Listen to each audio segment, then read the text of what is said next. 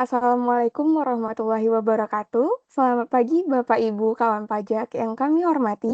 Salam sejahtera untuk kita semua. Om Swastiastu, Namo Buddhaya, salam kebajikan.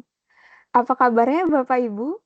Semoga selalu dalam keadaan sehat dan bahagia dimanapun berada. Pertama-tama, marilah kita panjatkan puji syukur kepada Tuhan Yang Maha Esa karena dapat menghadiri kelas pajak ini secara daring. Perkenalkan, saya Dwi Stimulia Sembiring yang akan memandu jalannya kelas pajak pada hari ini. Kami mengucapkan terima kasih kepada Bapak Ibu kawan pajak atas kontribusinya dalam penerimaan negara, serta dukungannya untuk mewujudkan DJP bersih dari korupsi, serta menjadi birokrasi bersih dan melayani. Kami mengingatkan kembali bahwa seluruh layanan yang diberikan oleh DJP tidak dipungut biaya apapun. Dalam rangka mewujudkan zona integritas menuju wilayah birokrasi bersih dan melayani, KPP Madya 2 Jakarta Selatan 1 berkomitmen untuk menjaga integritas dan mewujudkan pemerintahan yang bersih dan akuntabel, serta memberikan pelayanan publik yang prima. Oleh karena itu, kami mohon dukungan Bapak Ibu kawan pajak untuk tidak menjanjikan atau memberikan hadiah dalam bentuk apapun kepada seluruh pegawai DJP. Baiklah, izinkan saya menyampaikan sebuah pantun untuk memulai kegiatan hari ini. Goreng pisang sampai garing, tanpa sedap kalau pakai madu. Selamat bergabung di kelas pajak daring KPP Madya 2 Jakarta Selatan 1. Kami ucapkan terima kasih kepada Bapak Ibu yang telah hadir pada kelas pajak hari ini yang akan membahas mengenai pelaporan SPT tahunan PPh Badan tahun pajak 2025 melalui Kortex. Kami mengajak seluruh kawan pajak untuk dapat berpartisipasi hingga kegiatan berakhir. Baiklah, tanpa berlama lagi, sekarang kita akan memasuki rangkaian acara utama, yaitu pemaparan materi oleh fungsional penyuluh pajak KPP Madya 2 Jakarta Selatan 1. Kepada Mbak Wike dan Mas Ehud dipersilakan.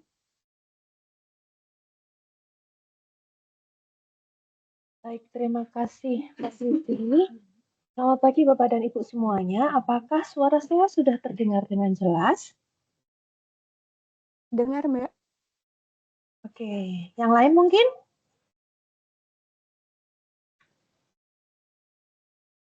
Oke, terima kasih Mbak Raina atas responsnya. Oke, tanpa harus berlama-lama lagi, kita mulai saja ya terkait dengan edukasi tata cara pelaporan SPT tahunan menggunakan Cortex yang nantinya akan kita lakukan untuk pelaporan SPT tahunan untuk tahun pajak 2025.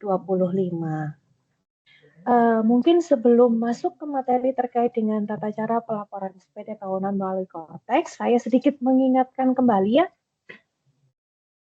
terkait dengan aktivasi akun Cortex. Jadi mengingatkan kembali untuk jangan lupa aktivasi akun Cortex, baik itu untuk orang pribadi yang nantinya akan digunakan untuk pelaporan SPT tahunan tahun pajak 2025 dan untuk wajib pajak badan. Jadi meskipun di sini ini kan rata-rata badan ya, dan pastinya Bapak dan Ibu di sini sudah melakukan aktivasi akun Cortex-nya. Tapi jangan lupa untuk yang badannya ini juga dilakukan aktivasi. Jadi bukan hanya dari sisi PIC atau dari pegawainya, tapi dari badannya juga jangan lupa untuk dilakukan aktivasi akun Cortex badannya ya Bapak Ibu. Oke, kita langsung saja ke materi terkait dengan pelaporan SPT tahunan badan. Saya izin share screen.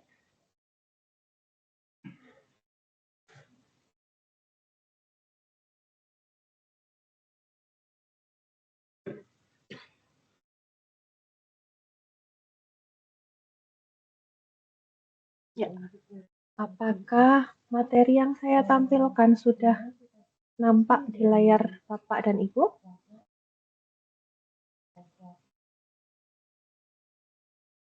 Apakah sudah kelihatan? Sudah, Mbak. Oke. Nah, kita langsung saja ya ke materi edukasi SPT tahunan PPh Badan terkait kalau di sini kita contohnya di sektor perdagangan.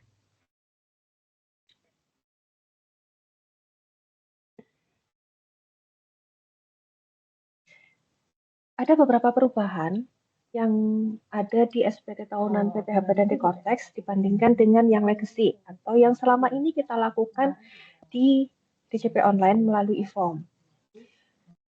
Yang beberapa perubahan itu adalah pengisian SPT tahunan PPH Badan.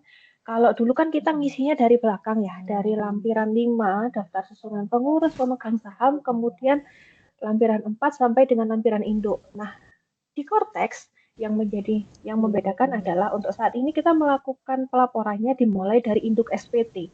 Banyaknya lampiran yang harus diisi itu tergantung dari isian atau pilihan jawaban yang Bapak Ibu pilih pada saat mengisi pertanyaan di induk. Apabila kita isi ketika nanti ada pertanyaan kita pilih ya, maka akan ada lampiran yang harus diisi oleh Bapak Ibu. Lampiran default yang otomatis muncul adalah lampiran L2, yaitu daftar kepemilikan dan lampiran L11B terkait dengan perhitungan biaya pinjaman yang dapat dibebankan untuk keperluan penghitungan BPH. Kemudian untuk sektor usahanya, tergantung dari sektor usaha Bapak Ibu semuanya. Ada 12 sektor usaha lampiran keuangan pada lampiran L1, yaitu ada umum, pabrikan, perdagangan, jasa, bank konvensional, dana pensiun, asuransi, properti, bank syariah, infrastruktur, sekuritas, dan pembiayaan. Nah, sektor-sektor ini tergantung dari mana kelompok lapangan usaha atau sektor terbesar dari masing-masing usahanya Bapak Ibu itu ada di mana, nanti bisa menyesuaikan ke masing-masing sektor ini. Jadi untuk lampirannya nanti bisa disesuaikan ya Bapak Ibu. Kemudian terkait dengan perhitungan dan pengisian nilai koreksi fiskal, itu bisa dilakukan secara langsung pada saat pengisian laba rugi. Kalau misalkan dulu di e-form kan kita gelondongan ya, jadi ngisi laba rugi sendiri, koreksinya nanti ada di halaman terpisah. Nah, ketika di Cortex, pengisian koreksi fiskalnya ini udah langsung di masing-masing akun pada saat kita mengisikan laporan laba rugi. Kemudian terkait dengan daftar harta pada lampiran perhitungan biaya penyusutan dan amortasi fiskal dipecah per kelompok aset dan beberapa data terdapat yang berpopulatif seperti terkait dengan angsuran PPh pasal 25, kemudian bukti potong, intinya data yang tercreate melalui Cortex. Menurut informasi dari tim pengembang, itu nantinya akan terprepopulasi di SPT tahunan PPh Badan Bapak dan Ibu. Selanjutnya, ini nanti akan untuk caranya atau praktiknya nanti akan dijelaskan oleh Mas Ehud terkait dengan pengisian SPT tahunan Badan untuk sektor perdagangan. Untuk skenario-nya adalah seperti ini, bergerak di bidang perdagangan, kemudian jenis terdapat PPh final. Nah, selanjutnya mungkin nanti ini akan dijelaskan lebih lanjut oleh Mas Ehud.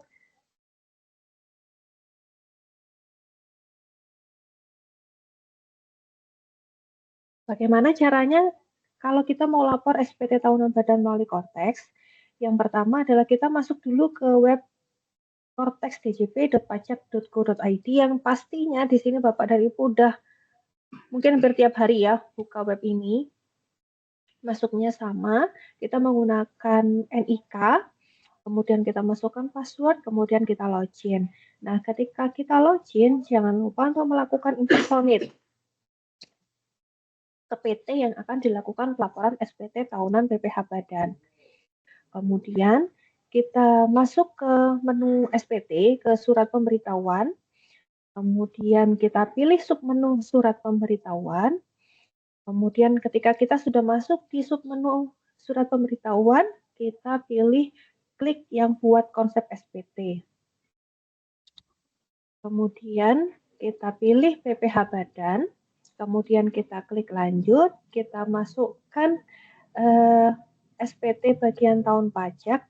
Kalau di contoh ini kan Agustus Juli.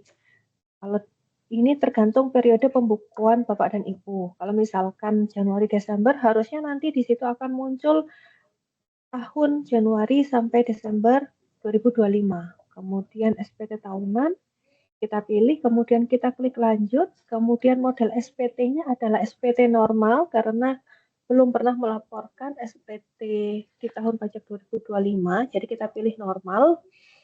Kemudian yang pertama adalah untuk penyiapan SPT induk. Seperti yang sudah saya sampaikan sedikit di awal tadi ya, default SPT melalui Cortex akan ada tab induk L2 dan L11B. Ini defaultnya. Jadi ketika Bapak Ibu pertama kali submit, yang pasti akan keluar adalah bagian induk L2 dan L11B. Di bagian L2 itu terkait dengan daftar kepemilikan, dan di bagian L11B itu terkait dengan perhitungan biaya pinjaman yang dapat dibebankan untuk penghitungan BPH. Kemudian di sini ada di bagian header ada tahun pajak, ada status SPT, ada periode pembukuan, kemudian ada metode pembukuan. Nah, yang perlu dilengkapi oleh Bapak Ibu adalah yang warnanya putih, yang ada tulisannya metode pembukuan. Untuk yang warnanya abu-abu itu datanya sudah terprepopulasi, terprepop dari sistem. Jadi Bapak Ibu boleh tinggal memilih metode pembukuannya apa. Nah, ada hal yang baru juga di SPT Cortex, yaitu terkait dengan posting SPT. Tujuan adanya posting SPT ini adalah untuk melakukan prepopulasi, baik itu prepopulasi PPh pasal 25, prepopulasi kredit pajak, atau bukti potong. Nah, ketika Bapak dan Ibu klik posting SPT, itu nantinya data bukti potong, data pembayaran PPh pasal 25 intinya yang sudah terrecord di Cortex harusnya sudah muncul di SPT-nya Bapak Ibu. Kemudian ada di bagian A, yaitu terkait dengan identitas wajib pajak badan. NPWP, nama, alamat email, dan nomor telepon itu semuanya terprepopulasi. Kemudian, nah ini yang saya jelaskan tadi di bagian header untuk tahun pajak, status, dan periode pembukuan itu adalah default. Yang perlu diubah adalah di bagian metode pembukuan atau pencatatan. Untuk saat ini kita memilihnya yang pembukuan sel akrual. Wajib pajak bisa memilih ke pembukuan sel kas, tetapi sebelumnya harus memiliki izin terlebih dahulu ya. Kalau belum memiliki izin, berarti yang dipilih ya sel akrual. Kemudian informasi di bagian B, yaitu informasi laporan keuangan. Kita di sini harus mengisi terkait dengan sektor usahanya bergerak di bidang apa, karena di contohnya tadi kita menggunakan sektor perdagangan, maka kita bisa pilih perdagangan. Penentuan sektor usaha ini nantinya akan berpengaruh terhadap pengisian laporan keuangan ya Bapak Ibu. Kemudian untuk pertanyaan nomor 2, apakah laporan keuangan diaudit oleh akuntan publik? Dalam contoh ini kita isi ya. Ketika kita isi ya, maka kita akan mengisi di isian berikutnya. Seperti yang ada di contoh di slide ini. Opininya apa? Kita bisa pilih wajar tanpa pengecualian atau wajar tanpa pengecualian dengan paragraf penjelasan dan sebagainya. Kemudian kita masukkan, kita harus mengisi juga NPWP kantor akuntan publik yang melakukan audit. Untuk nama KAP-nya akan otomatis. Kemudian selanjutnya adalah poin yang C, yaitu terkait dengan penghasilan yang dikenakan PPh yang bersifat final dan yang tidak termasuk objek pajak. Pertanyaan 1A, apakah wajib pajak menerima atau memperoleh penghasilan dari usaha dengan peredaran bruto tertentu yang dikenakan PPh yang bersifat final? Ini tuh mungkin bahasa sederhananya terkait dengan wajib pajak UMKM ya Bapak Ibu, yang dia berhak untuk memanfaatkan fasilitas sesuai yang ada di PP 55 tahun 2022. Karena di skenario ini nantinya secara omset dia 5 miliar, jadi kita pilihnya tidak karena sudah tidak memenuhi kriteria yang terdapat di PP 55 tahun 2022. Kemudian di poin nomor 2, apakah wajib pajak menerima atau memperoleh penghasilan yang dikenakan PPh yang bersifat final? Kalau nanti di contohnya akan mendapatkan penghasilan dari sewa. Berarti kita klik ya. Nah, ini ketika kita klik ya, maka kita nantinya akan ada lampiran yang terbentuk. Wajib pajak diarahkan untuk mengisi lampiran 4 bagian A.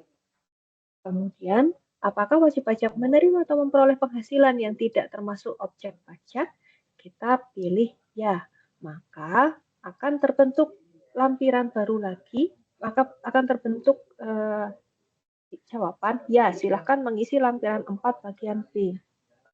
Jadi ketika kita mengisi di poin nomor 2 dan 3 ini, ketika kita jawabannya ya, maka akan terbentuk lampiran baru yang mana wajib pajak harus mengisi di lampiran sesuai dengan petunjuk yang ada di Cortex. Selanjutnya di poin nomor D, yaitu terkait dengan penghitungan PPh. Nomor 4, penghasilan neto fiskal sebelum fasilitas pajak. Ini akan terisi secara otomatis dari sistem. Intinya warnanya abu-abu ini default dari sistem.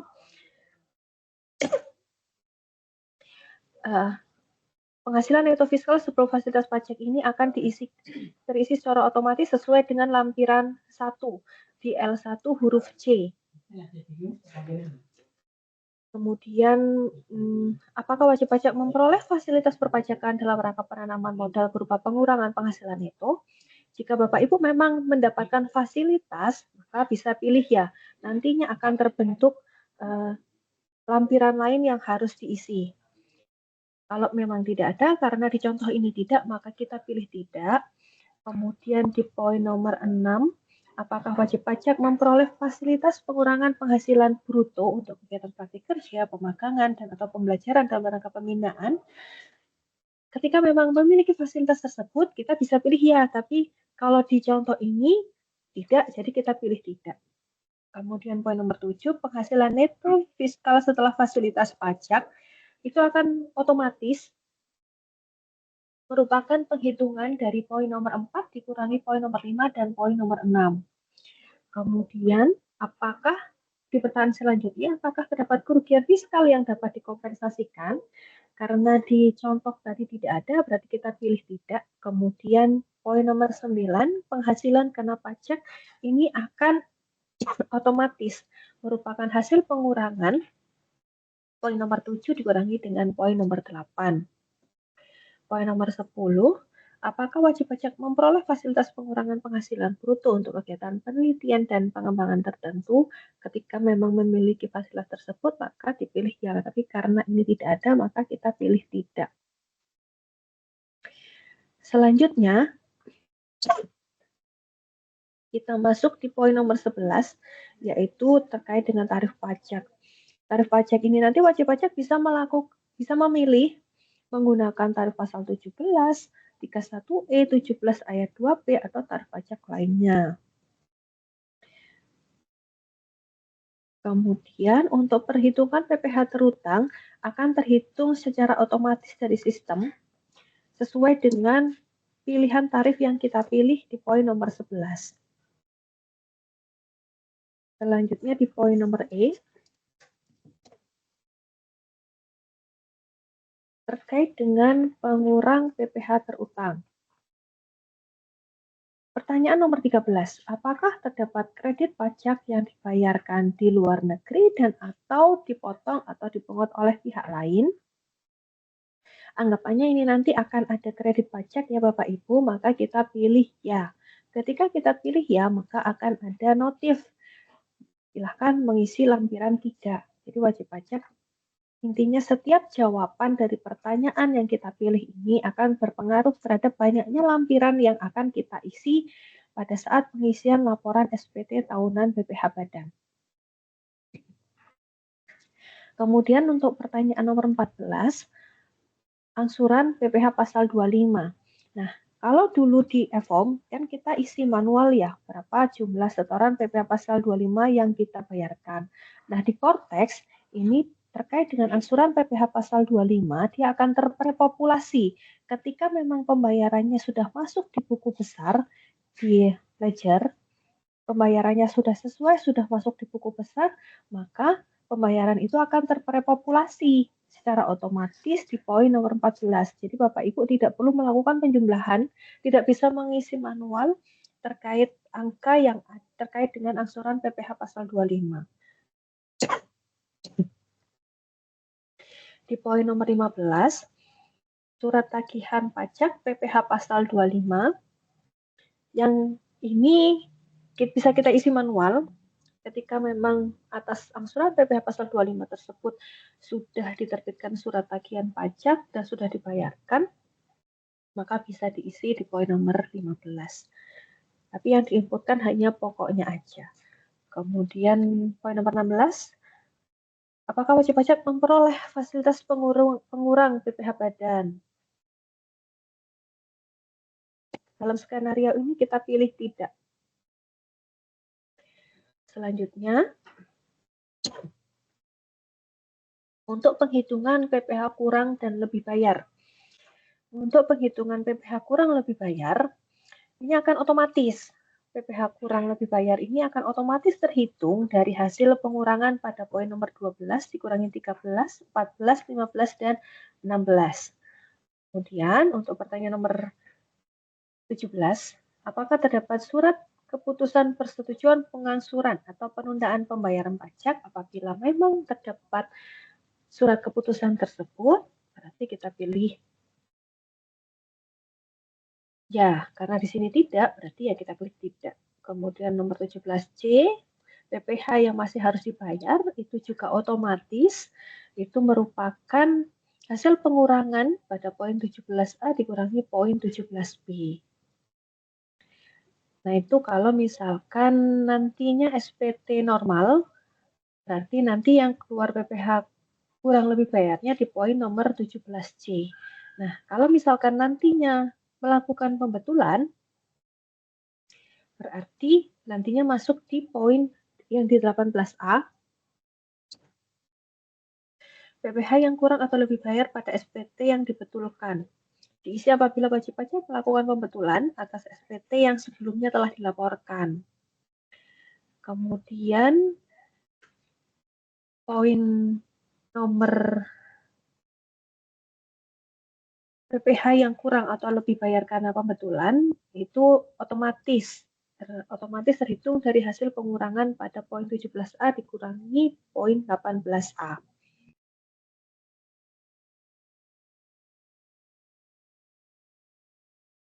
Selanjutnya, 19A ini apabila status SPT Bapak dan Ibu nantinya adalah lebih bayar, maka akan ada pilihan ini nanti akan hidup. Yang poin nomor 19 akan memilih apakah dikembalikan melalui prosedur pemeriksaan atau dikembalikan melalui pengembalian pendahuluan. Kalau misalkan status SPT-nya kurang bayar, maka pilihan ini akan mati. Kemudian terkait dengan informasi rekening, itu juga karena lebih bayar. Jadi kalau misalkan lebih bayar, maka harus isi poin nomor 6 dan 7. Dipastikan Bapak dan Ibu sudah melakukan update nomor rekening di Cortex, karena akan otomatis pilih rekening bank yang muncul pada saat laporan SPT tahunan. Selanjutnya terkait poin G, yaitu perhitungan angsuran PPh Pasal 25 tahun berjalan.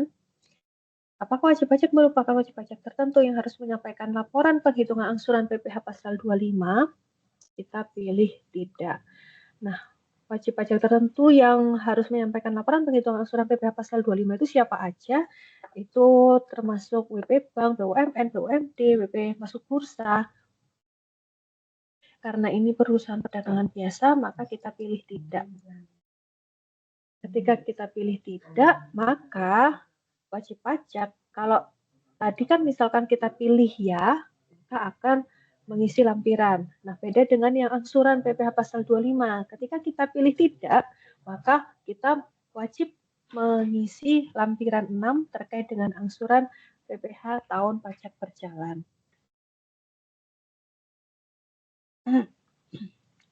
Nah, ini terkait dengan pernyataan transaksi.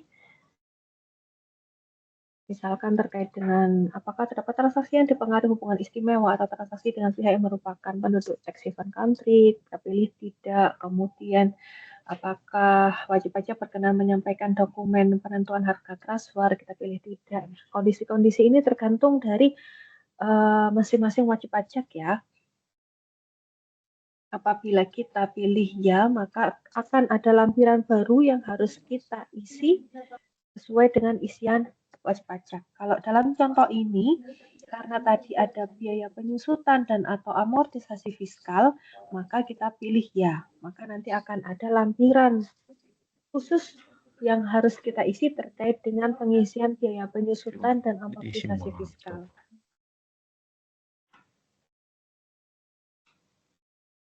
Nah, untuk isian-isian yang lain ini nanti tergantung dari kondisi Bapak dan Ibu ya.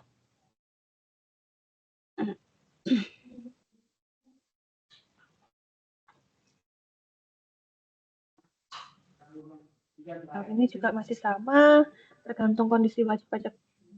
Apakah wajib pajak memperoleh fasilitas perpajakan dalam rangka penanaman modal di bidang usaha tertentu atau daerah tertentu selain pengurangan penghasilan itu? Karena tidak ada, berarti kita isi tidak. Tapi kalau kita isi ya, maka akan ada, kita ngisi lampiran lagi. Nah, apakah wajib pajak memiliki sisa lebih yang digunakan untuk pembangunan dan pengadaan sarana dan prasarana? Ini biasanya untuk perusahaan, untuk nirlaba yang bergerak di bidang pendidikan. Untuk saat ini kita isi tidak. Kemudian, apakah wajib pajak menerima atau memperoleh penghasilan dividen dari luar negeri dan melaporkannya sebagai penghasilan yang tidak termasuk objek pajak? Dalam contoh ini tidak ada, maka kita isi tidak. Kemudian, ini terkait dengan lampiran lainnya. Defaultnya adalah yang harus diupload adalah laporan keuangan. Laporan keuangan perusahaan.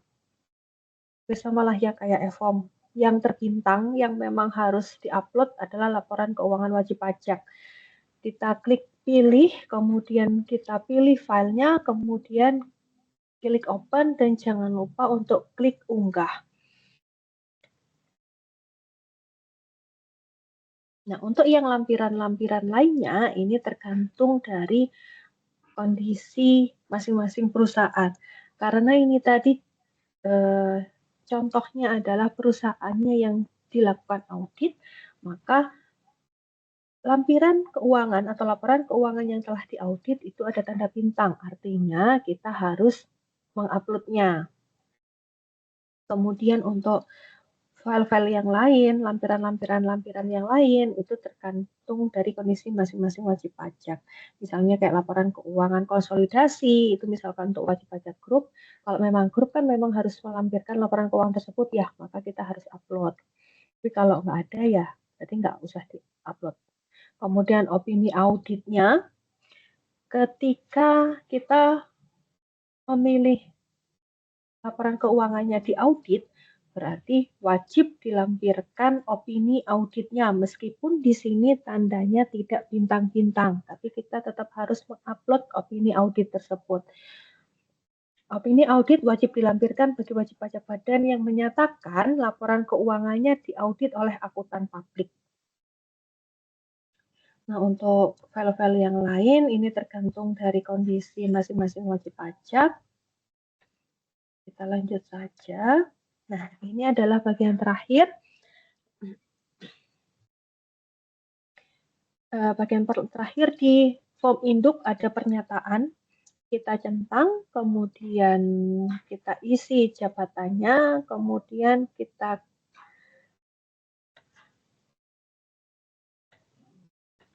masuk ke bagian pengisian lampiran SPT tahunan PPh Badan.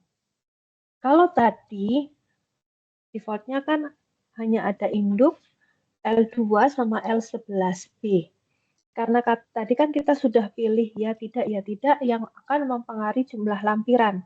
Nah, kalau di contoh ini akan ada beberapa lampiran yang keluar sesuai dengan pilihan yang sudah kita masukkan di bagian induk. Kemudian kita isi terlebih dahulu. Di bagian L1C untuk header itu adalah identitas wajib pajak. Kemudian di bagian 3 adalah laporan laba rugi. Kemudian yang B itu adalah laporan ke posisi keuangan atau neraca.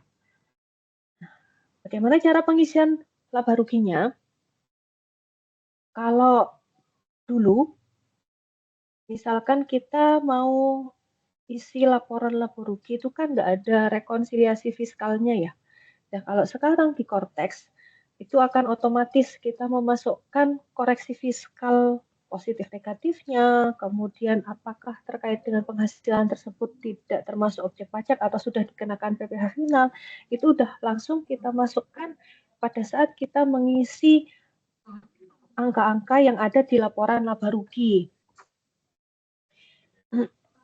Nah, misalkan di sini, ini di laporan laba rugi, karena kita tadi contohnya adalah perdagangan, maka akun-akun yang keluar seperti ini. Ini adalah di bagian L1C. Nah, misalkan kita akan memasukkan penjualan, nah mungkin Bapak Ibu bisa membuat kayak Excel gitu ya, yang isiannya seperti di contoh ini yang nantinya akan memudahkan Bapak Ibu dalam pengisian SPT tahunan melalui Cortex di bagian pengisian laba rugi dan neraca. Misalkan di sini adalah penjualan domestiknya nilainya adalah 5 miliar, itu secara komersial. Tidak ada koreksi atas akun tersebut, sehingga nilai fiskalnya tetap 5 juta. Nah, di sini Bapak Ibu bisa klik yang tombol pensil.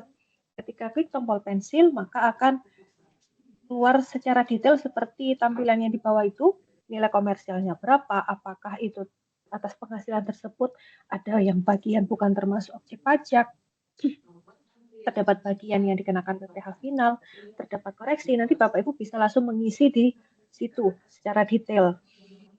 Karena di contoh ini tidak ada, maka poin-poin yang lain kayak non objek pajak, kemudian dikenakan PPh final, koreksi, kita harus mengisi dengan 0. Sehingga nilai komersialnya adalah 5 miliar dan nilai fiskalnya tetap 5 miliar. Kemudian klik simpan.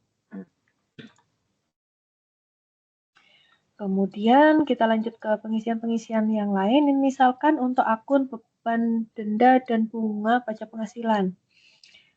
Ini Bapak Ibu juga bisa langsung melakukan koreksi di bagian pensil ini ya. Kalau di contoh ini komersialnya 40 juta. Tapi ada koreksi fiskal positif sesuai dengan pasal 9 ayat 1 UU PPh.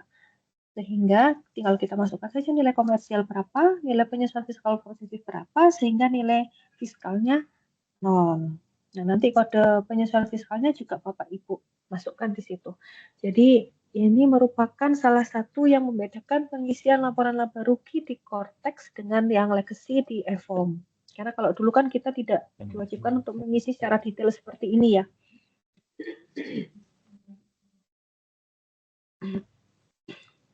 Nah, ini adalah daftar kode koreksi fiskal yang ada di lampiran 1C.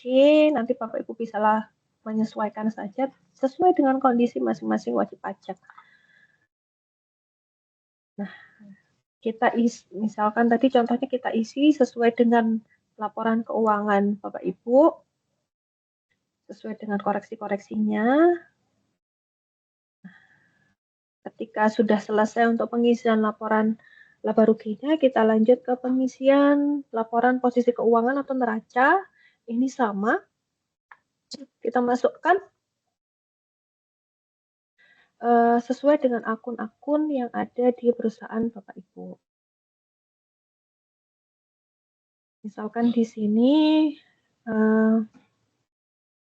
kita masukkan aktiva lancar kas atau secara kasnya berapa, intinya kita masukkan nilai yang ada di laporan keuangan Bapak Ibu dimasukkan di bagian Cortex. Dipastikan pengisiannya sudah sesuai.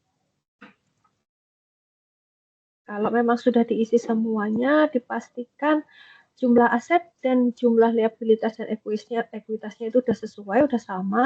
Kalau sudah, kita jangan lupa untuk klik simpan konsep untuk memastikan data telah tersimpan. Nah, iya, jadi kalau di Cortex ini mengingatkan aja untuk sering-sering klik simpan konsep, karena takutnya nanti kalau entah itu ke logout, jadi isian yang Bapak dan Ibu lakukan sebelumnya itu nggak kesimpan. Jadi jangan lupa untuk selalu klik simpan konsep pada saat pengisian SPT tahunan. Nah, lanjut ke L2, yaitu terkait dengan daftar kepemilikan. L2 ini isiannya otomatis.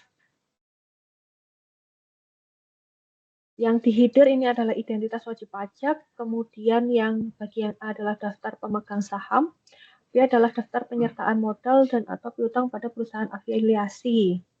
Nah, nilai yang ada di L2, daftar pemegang saham, itu daftarnya itu otomatis dia akan ambil dari pihak terkait di Cortex. Jadi ketika memang data ini tidak sesuai, maka Bapak Ibu tidak bisa melakukan langsung penyesuaian dari SPT tahunan ini. Jadi nggak sama kayak e-form ya. Kalau e-form kan kita bisa langsung menambahkan langsung dari formulir SPT.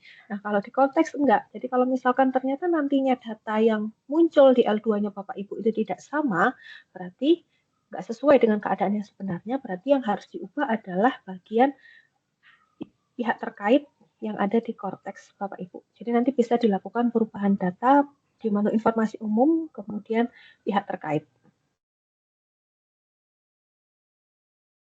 Nah, kalau misalkan namanya sudah sesuai, tapi ternyata isian di bagian modal disetor itu bisa diedit, tinggal dimasukkan saja modal disetor sesuai dengan kondisi masing-masing wajib pajak. Kemudian kita klik simpan.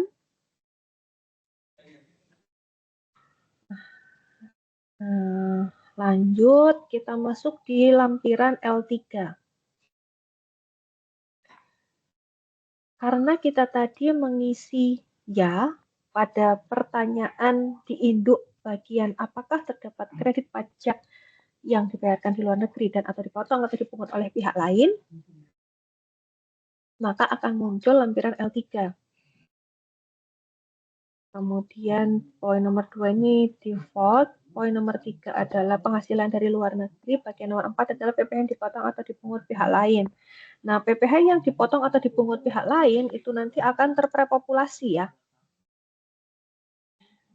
Akan terprepopulasi ya Bapak Ibu dari misalkan memang perusahaan tersebut sudah dipotong oleh pihak lain 200 bukti potong, ya, infonya dari tim pengembang adalah data-data tersebut akan terprepopulasi langsung masuk di bagian PPh yang dipotong atau dipungut pihak lain. Tapi kalau misalkan data itu tidak keluar, tidak masuk di Cortex, mungkin Bapak Ibu bisa melakukan menu tambah, jadi bisa ditambahkan secara manual.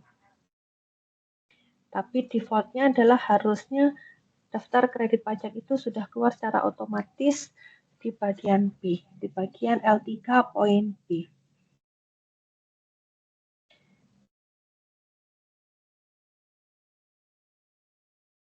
Nah, selanjutnya, ini kalau misalkan ternyata datanya tidak keluar, Bapak dan Ibu bisa melakukan penginputan manual sesuai dengan bukti potong yang sudah diterima oleh Bapak Ibu. Bukti potong yang sudah Bapak Ibu terima juga bisa dilakukan pengecekan di bagian dokumen. Jadi di bagian dokumen, Bapak dan Ibu bisa ngecek faktur, kemudian bukti potong yang sudah pernah diterbitkan, bisa dicek di situ. Ini bisa diinputkan secara manual di sini, kita masukkan NPP-nya, pemotongnya berapa, terkait PPh berapa, DPP-nya berapa, PPh-nya berapa. Ini hampir sama sih ya kayak yang ada di e-form. Jika sudah, kemudian kita masuk di poin 4, yaitu terkait dengan penghasilan yang dikenakan PPh yang bersifat final dan tidak termasuk objek pajak. Karena di contohnya tadi adalah wajib pajak menerima penghasilan bersifat final, misalkan atas sewa tanah dan bangunan. Berarti kita mengisi detailnya di bagian L4. Harusnya ketika memang bukti potong itu diterbitkan melalui Cortex, itu kan akan terpopulasi ya. Tapi kalau memang tidak muncul, berarti kita bisa menambahkan dengan cara klik add. Nanti kita masukkan sesuai dengan isian yang ada di sini. Kita klik, jika sudah diisikan, kita klik simpan. Nanti akan secara otomatis muncul daftarnya. Nah, harusnya sih kalau memang atas bukti potong tersebut itu dikeluarkannya dari Cortex, harusnya sudah terpopulasi secara otomatis ke SPT Bapak Ibu. Untuk penghasilan yang tidak termasuk objek pajak, Bapak dan Ibu juga bisa melakukan penambahan secara manual. Kita masukkan datanya kalau sudah disimpan. Nah, ini terkait dengan angsuran PPh 25 tahun pajak berjalan. Tadi kan contohnya di sini adalah perusahaan perdagangan biasa yang mana dia tidak diwajibkan untuk membuat laporan keuangan berkala. Sehingga ketika tadi kita pilihnya kan apakah wajib pajak termasuk wajib pajak yang wajib menyampaikan laporan keuangan secara berkala bla bla bla itu ya. Kita kan pilihnya tidak. Maka akan muncul lampiran L6 ini. L6 ini akan muncul ketika kita pilih tidak di bagian penghitungan angsuran PPh pasal 25. Kita masukkan di situ sesuai dengan penghasilan yang menjadi dasar penghitungan angsuran, dan untuk penghitungan yang lainnya akan secara otomatis.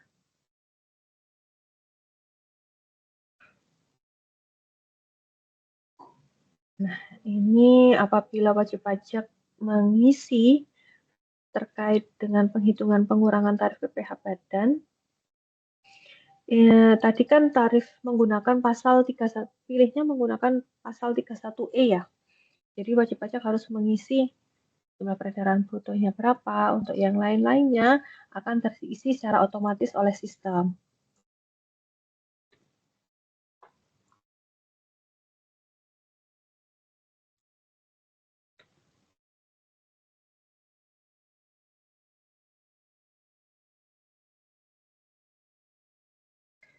Nah, ini terkait dengan penyusutan atau amortisasi fiskal.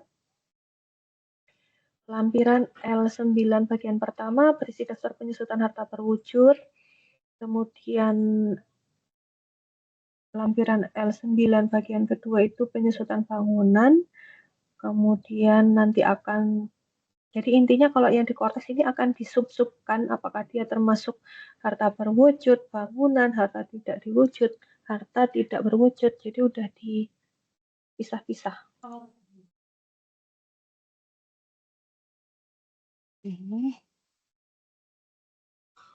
Kemudian kita masukkan secara manual di situ sesuai dengan kertas kerjanya Bapak Ibu. Kita masukkan secara manual, kemudian kita klik simpan. Kemudian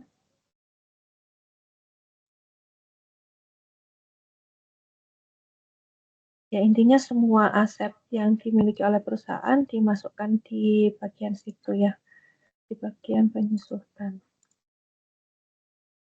Terus,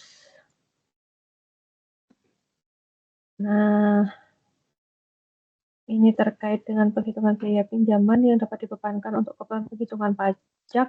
Kalau tadi kan nggak ada biaya pinjaman di laporan keuangannya ya, jadi yang bagian L11B ini tidak wajib diisi.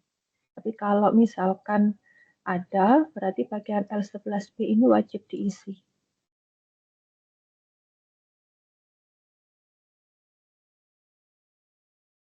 Nah, ketika memang baik dari bagian induk sampai dengan lampiran sudah kita isi semua, kita balik lagi ke bagian induk, kita review lagi apakah isiannya sudah benar, kemudian nilai kurang lebih bayarnya apakah sudah sesuai. Apabila sudah sesuai, maka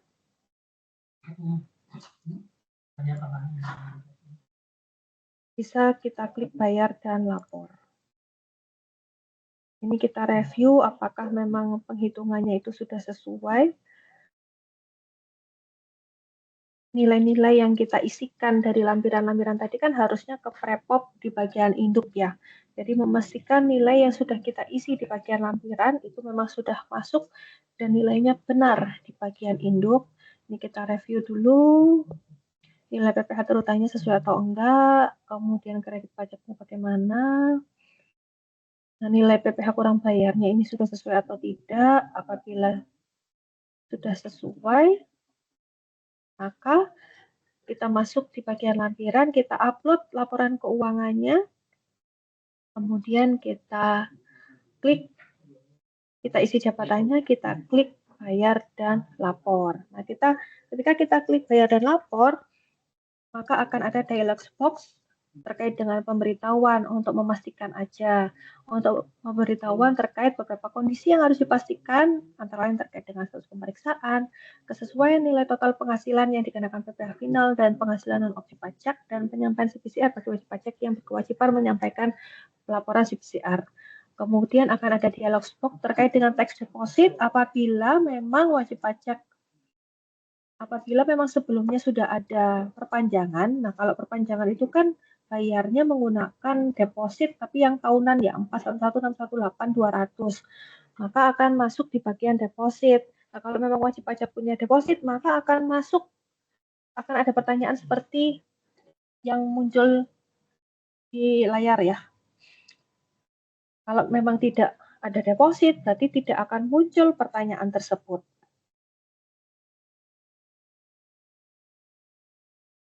Kemudian masuk di bagian penandatangan, kita masukkan paspresnya.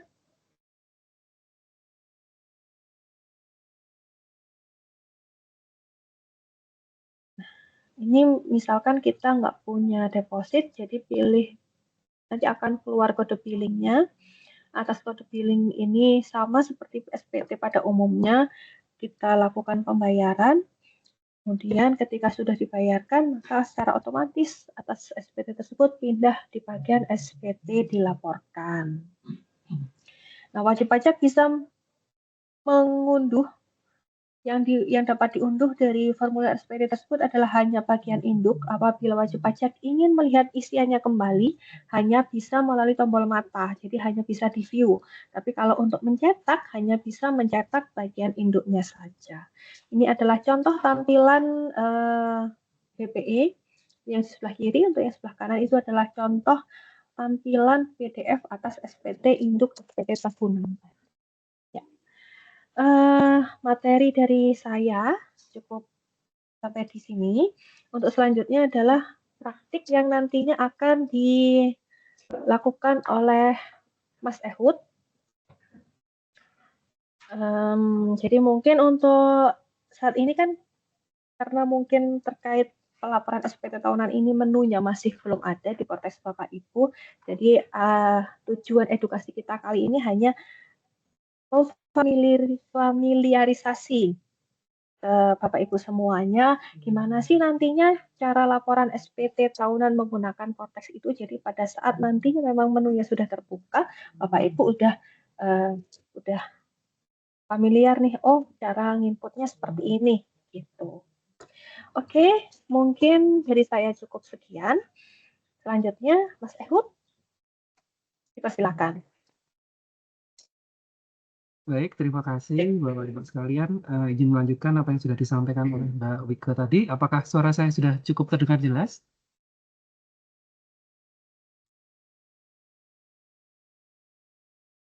Baik, jika sudah terdengar jelas. Oke, baik Bapak Ibu kita lanjutkan ya. Sebelum kita lanjutkan ke simulator, kita akan coba buka websitenya dulu Bapak Ibu atau alamat situsnya. Bapak Ibu bisa melakukan googling atau di Google diketik saja simulator Cortex seperti itu ya. Cuma agak berhati-hati juga karena sekarang juga banyak penipuan atau phishing ya Bapak Ibu. Jadi pastikan nanti ketika saya coba share screen dulu ya.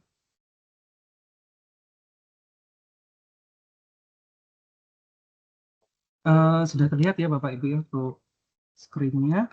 Nah, nanti ketika Bapak Ibu googling atau di Google gitu ya, Bapak Ibu bisa ketik saja langsung simulator Cortex seperti itu ya. Kita ketik simulator Cortex, dia yang paling atas Bapak Ibu. Pastikan alamatnya adalah https://spt-simulasi.pajak.go.id. Kita akan masuk ke sini, kita klik ya Bapak Ibu sama-sama. Sebelum kita login, Bapak Ibu, izin menyampaikan kembali apa yang sudah disampaikan oleh Mbak Wike tadi. Untuk kesempatan kali ini, kita akan menggunakan simulator Cortex, di mana nanti skenario-nya masih menggunakan sama dengan materi yang sudah disampaikan Mbak Wike, yaitu SPT tahunan BPH Badan yang bergerak di bidang perdagangan, Bapak Ibu ya. Nanti untuk skenario-nya akan sangat sederhana sekali, jadi mudah-mudahan ini bisa mudah dipahami, karena tadi targetnya sesuai disampaikan Mbak Wike juga, ini kita melakukan familiarisasi ya Bapak Ibu ya, supaya Bapak Ibu sudah terbiasa nanti menu-menunya seperti apa gitu. Baik Bapak Ibu, kita langsung mulai saja.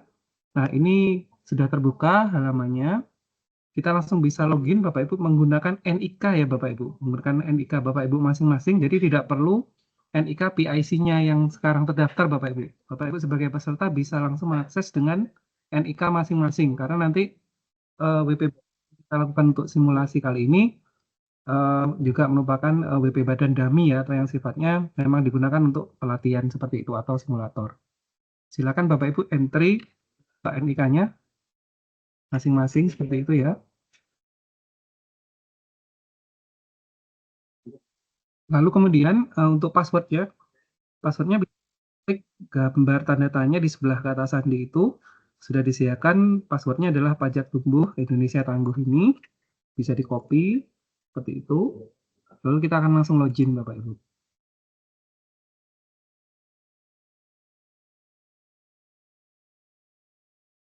Coba lagi, yang sedang ada kendala.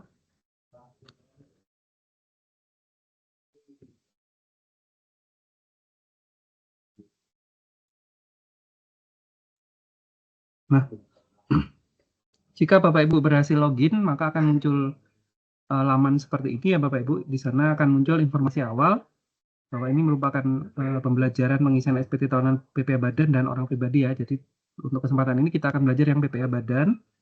Nah, jika sudah masuk sampai sini, Bapak Ibu bisa langsung melakukan impersonating seperti biasa. Kita klik OK saja. Nah, di atas ini masih belum ya, masih belum keluar. Ini bisa kita refresh lagi aja. Coba. Nanti kalau sudah berhasil di sini akan muncul Bapak Ibu ya, bisa impersonate seperti itu. Cuma ini kok belum muncul ya. Tunggu dulu.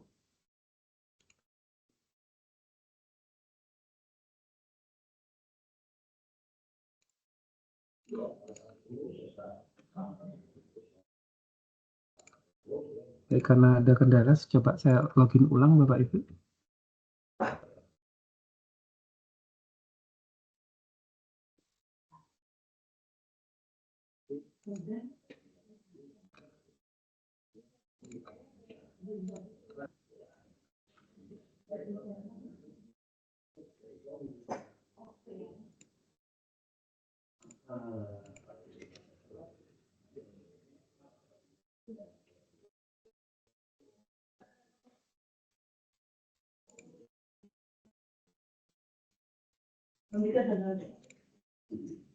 Sepertinya sedang ada gangguan ya.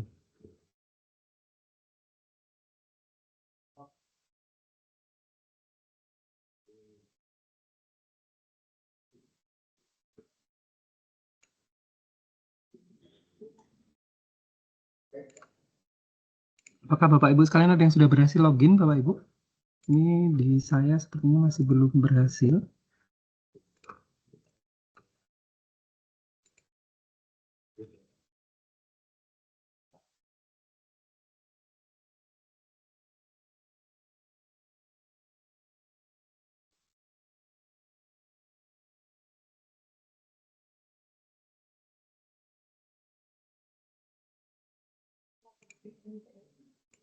Pakai MTA aja, oke. Baik Bapak Ibu, karena ini sedang ada kendala di simulatornya, saya coba pakai website kami yang dummy ya. Cuma memang Bapak Ibu tidak bisa akses semua ya Bapak Ibu ya. Coba kita dulu.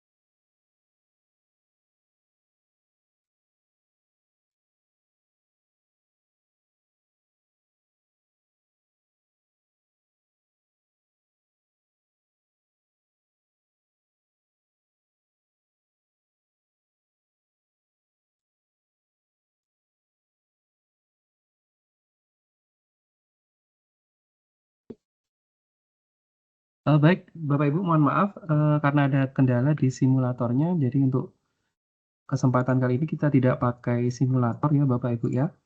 Kita akan coba pakai website dummy dan kebetulan ini memang untuk website latihan kami yang intranet ini Bapak Ibu tidak bisa mengaksesnya secara langsung gitu. Jadi nanti jika Bapak Ibu ingin mencoba bisa dicoba kembali secara berkala menggunakan yang simulator Cortex DJP Bapak Ibu. Baik, saya akan coba share screen lagi.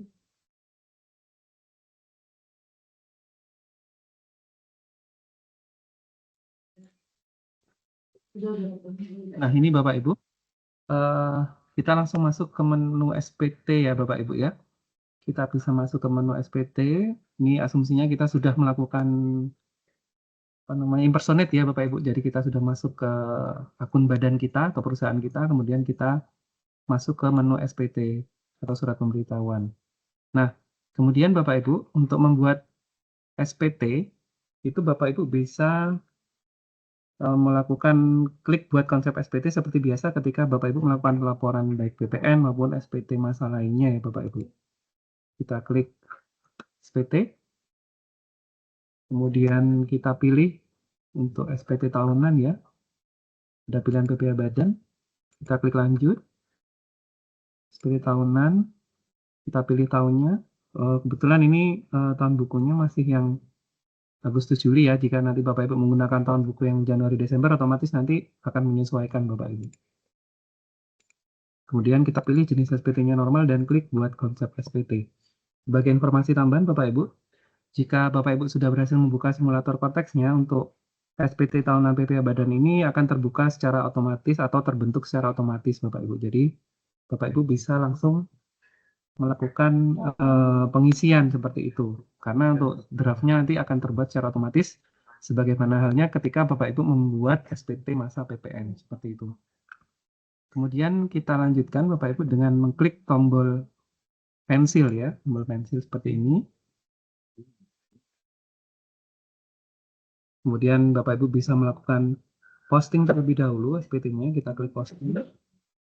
Tujuan posting ini adalah nanti akan mengambil data-data yang sifatnya pre-populated yang seperti disampaikan Mbak Wike tadi Bapak Ibu, misalnya data bukti potong seperti itu yang nanti akan tersaji secara otomatis atau pre-filling ketika Bapak Ibu posting SPT. Berikutnya Bapak Ibu, oh ya Bapak Ibu, sebelum saya lanjutkan, seperti yang sudah saya sampaikan di awal juga, kita akan sepakati bahwa untuk uji coba kali ini kita akan menggunakan data yang sederhana dan menggunakan jenis perusahaan dagang ya Bapak Ibu ya. Kita akan coba lihat, di sini ada informasi laporan keuangan. Bapak Ibu tinggal pilih jenis usahanya apa ya, seperti KLU yang sudah ada di Bapak Ibu sekalian. Misalnya tadi perdagangan gitu ya. Kita akan pilih dagang seperti itu. Kemudian ada pilihan apakah laporan ini diaudit oleh akuntan publik atau tidak. Jika tidak, dijawab tidak. Jika iya, nanti Bapak Ibu akan diminta mengisi opini auditornya. Apakah wajar atau pengecualian, dan sebagainya ya Bapak Ibu. Nanti ada pilihannya seperti itu. Kemudian kita juga wajib memasukkan NPWP kantor akuntan publik yang mengaudit laporan keuangan kita seperti itu. Ini kita asumsikan tidak saja ya Bapak Ibu ya untuk saat ini. Kemudian untuk bagian C, penghasilan yang dikenakan PPN bersifat final dan yang tidak termasuk objek pajak. Ini kalau kita ikutin skenario yang ada di simulator, itu kita akan pilih tidak dulu Bapak Ibu ya, tidak. Kemudian yang nomor 2 ini juga sama, kita isi tidak juga. Ini juga sama, yang bagian 3 juga tidak Bapak Ibu. Jadi untuk yang bagian C, ini nanti kalau Bapak Ibu mengisi SPT yang sebenarnya, mohon disesuaikan dengan keadaan yang sebenarnya Bapak Ibu, karena ini hanya sebagai simulasi. Sesuai skenario yang ada di simulator, kita jawab tidak dulu. Jadi ada 3 item ini kita jawab tidak, seperti itu. Jika nanti ada, kita contohkan misalnya apakah wajib pajak menerima atau memperoleh penghasilan dari usaha dengan peredaran bruto tertentu yang dikenakan PPN bersifat final. Jika kita pilih iya, kita perhatikan ke atas, itu nanti akan ada muncul lampiran baru di atas ini Bapak Ibu. Nah, seperti itu jika kita jawab tidak, nanti lampirannya akan hilang. Jadi hanya ada 3 lampiran ini dulu. Seperti itu. Kita lanjutkan untuk mengisi induknya dulu Bapak Ibu. Nah, di sini di bagian D kita akan melakukan penghitungan PPh. Nah, itu kita akan lihat di sini ada penghasilan itu fiskal sebelum fasilitas pajak, itu angkanya masih 0 ya Bapak Ibu ya. Angkanya masih 0 karena kita belum mengisi laporan keuangannya seperti itu. Baik, kita akan lanjutkan mengisi dulu. Sesuai dengan skenario yang ada di simulator juga sama Bapak Ibu, untuk yang bagian D ini, selain nanti kita akan mengisi laporan keuangan, yang lain kita jawab tidak dulu Bapak Ibu. Tidak, kita tidak juga. Kemudian apakah terdapat kerugian fiskal yang dapat dikompensasikan, juga sama, kita jawab tidak dulu. Kemudian apakah wajib pajak memperoleh fasilitas pengurangan penghasilan bruto, juga sama, kita jawab tidak dulu. Dan untuk tarif pajaknya itu kita akan menggunakan tarif sebagaimana di pasal 31E ayat 1 Undang-Undang PPh Bapak Ibu. Kita uji coba pakai dengan tarif yang 31E. Jadi Bapak Ibu yang bisa masuk lewat simulator, yang sudah mencoba dan berhasil login, ini bisa lanjut ya Bapak Ibu. Seperti ini. Nah, setelah kita mengisi penghitungan PPh, supaya kita mendapatkan penghasilan neto, kita harus mengisi dulu lampiran 1C, yang di sana terdapat laporan keuangan Bapak Ibu sekalian ya. Ini juga sudah disampaikan oleh Mbak Wike bagaimana cara mengisinya. Di sini sudah ada laporan keuangan terdiri dari laba rugi dan di bawah ada neraca atau laporan posisi keuangan Bapak Ibu. Baik, di bagian A ini kita akan mengisi laporan laba rugi. Karena ini perusahaan, contohnya ada perusahaan dagang, maka akun-akunnya akan tersaji seperti ini ya Bapak Ibu ya. Ada penjualan sampai di laba bersih nanti ya. Nah, kita akan isikan misalnya untuk penjualan domestik, kita isikan 6 miliar seperti itu ya, atau nilai yang bulat saja misalnya 10 miliar, atau yang lebih kecil aja ya, 5 miliar dulu. Nah, di sini kalau kita perhatikan Bapak Ibu ketika kita isi, ini di sini ada semacam sub lagi ya Bapak Ibu yang harus kita perhatikan juga. Di situ ada nilai komersial sesuai laporan keuangan kita, kemudian ada non-objek pajak. Jadi misalnya di dalam 5M ini apakah ada yang bukan objek pajak ya atau non-objek pajak, kemudian apakah ada juga yang dikenakan PPh final, ini harus sudah bisa kita pilah-pilah. Nah, untuk memilahnya tadi kita harus bikin semacam kertas kerja seperti itu ya Bapak Ibu ya. Jadi kita sudah bisa mengisi, termasuk di dalamnya ada penyesuaian fiskalnya, baik positif maupun negatif itu langsung isi di sini. Jadi sekali isi kita bisa langsung mengisi sampai dengan kita dapatkan nilai fiskalnya seperti itu. Kita klik simpan. Oh, ini kalau misalnya tidak ada kita isi 0 saja ya Bapak Ibu ya.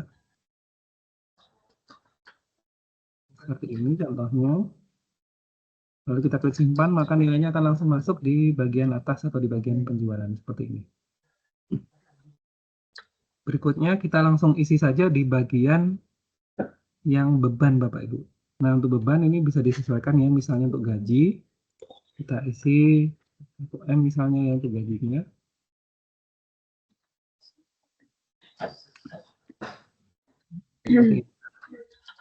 Kemudian ini juga sama Bapak Ibu untuk pengisian beban itu juga langsung bisa kita isi dan kita kita buatkan semacam kertas kerja juga ya terkait dengan bagaimana penyusunan fiskalnya baik yang positif maupun yang negatif ini. Lalu kita klik simpan Bapak Ibu, misalnya ada biaya lain seperti biaya transportasi ya. Kita masukkan 500 juta misalnya. Ini sama untuk penyusunan fiskalnya ini sementara saya tidak ada dulu. Kita klik simpan. Lalu ada beban lain-lain ya, biasanya beban usaha lainnya. Saat ini saya masukkan juga angka 1M ya.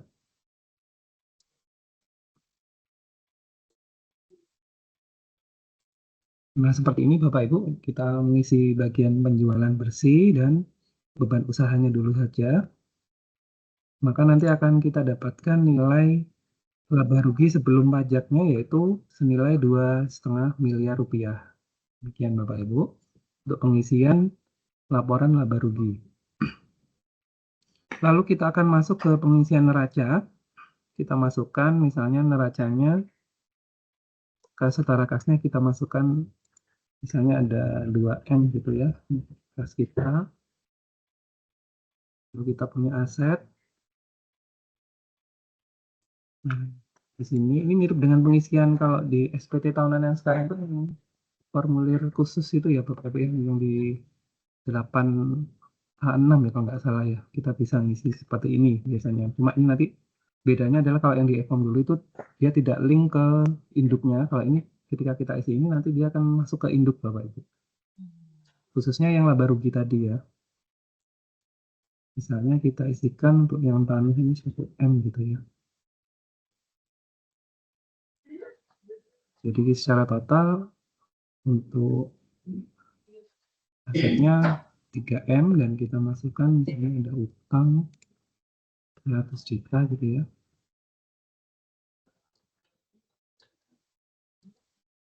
Dan sisanya kita masukkan ke modal saham ya biasanya seperti itu. Nah, seperti ini Bapak Ibu. Kalau kita sudah mengisi, kita jangan lupa mengklik simpan konsep ya supaya tidak hilang datanya.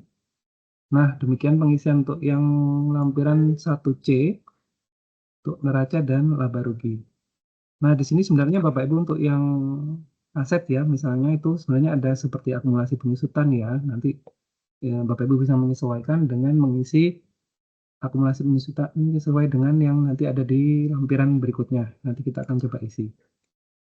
Demikian Bapak Ibu untuk yang pengisian lampiran 1C-nya. Kita kembali ke induk. Jika kita sudah mengisi, seharusnya angkanya akan otomatis masuk Bapak Ibu. Seperti ini ya. Di bagian D, penghitungan PPh, itu nilainya sudah masuk. Penghasilan neto kita seperti yang sudah kita isikan di laporan laba rugi tadi sebesar 2,5 miliar. Dan kemudian untuk PPh-nya itu akan menghitung secara otomatis sebesar 275 juta. Demikian untuk penghitungan PPh-nya. Lalu kita akan masuk ke penghitungan PPh terutang. Nah, di bagian E, angka 13 ini ada pertanyaan yang sangat menentukan Bapak Ibu. Apakah terdapat kredit pajak yang dibayarkan di luar negeri dan atau dipotong atau dipungut oleh pihak lain? Nah, ini jika memang ada, kita jawab ya. Nah, seperti ini. Maka kita wajib mengisi lampiran 3, Bapak Ibu. Kita akan lihat di lampiran 3. Jika memang datanya sudah tersedia, maka dia akan terpopulasi secara otomatis. Nah, kebetulan ini kan masih belum ada. Jika memang masih belum tersedia dan memang Bapak Ibu memiliki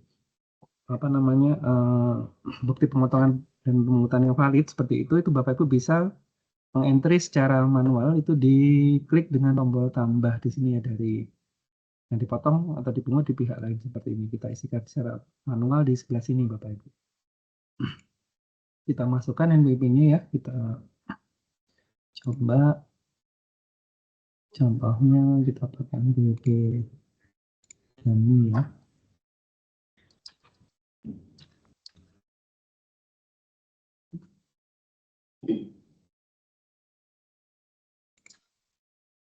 Misalnya pasal 23 ya, dipotong 2%, misalnya 2 berarti.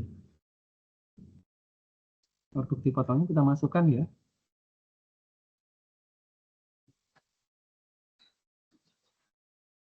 Dan tanggal bukti potongnya seperti itu.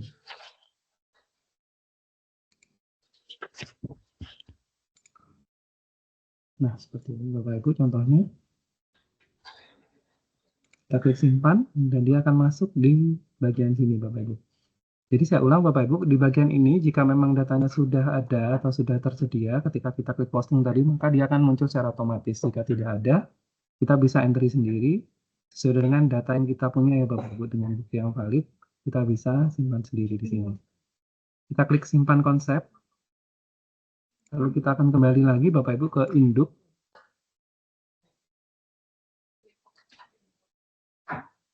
Dan di sini Bapak Ibu akan muncul ya, yang sudah dipotong pihak lain tadi nilainya Rp100.000. Sehingga nanti kita sudah bisa mendapatkan PPh yang kurang atau lebih dibayar di bagian F itu sebesar Rp274.900.000 seperti itu. Bagian-bagian yang lain kita jawab tidak aja ya Bapak Ibu. Untuk yang bagian E ini kita jawab tidak dulu. Nah, karena posisi SPT kita saat ini adalah kurang bayar Bapak Ibu ya, jadi maka tombol untuk informasi rekening seperti tadi juga sudah dijelaskan oleh rekan saya, itu akan berwarna abu-abu ya Bapak Ibu. Ini akan muncul atau akan aktif ketika SPT Bapak Ibu nanti berstatus lebih bayar seperti itu. Kemudian kita lanjutkan ke bagian G, terkait dengan penghitungan angsuran PPh pasal 25 tahun berjalan. Di bagian 20, apakah wajib pajak merupakan wajib pajak tertentu yang harus menyampaikan laporan penghitungan angsuran PPh pasal 25? Jika Bapak Ibu termasuk dalam kriteria ini, tentu saja dijawab iya ya Bapak Ibu ya. Ini contohnya yang perusahaan masuk bursa, kemudian bank, seperti itu ya. Tapi jika tidak, misalnya kita jawab tidak, itu Bapak Ibu wajib mengisi lampiran 6 Bapak Ibu. Kita ke atas lagi. Lampiran 6 kita isi ya Bapak Ibu. Nah, di sini ada penghasilan yang menjadi dasar penghitungan angsuran. Kita isikan penghasilan itu sesuai laporan keuangan yang tadi sudah kita buat, yaitu 2,5 M ya kalau nggak salah tadi. Kita cek kembali. Ya, benar sekali 2,5 M kita masukkan.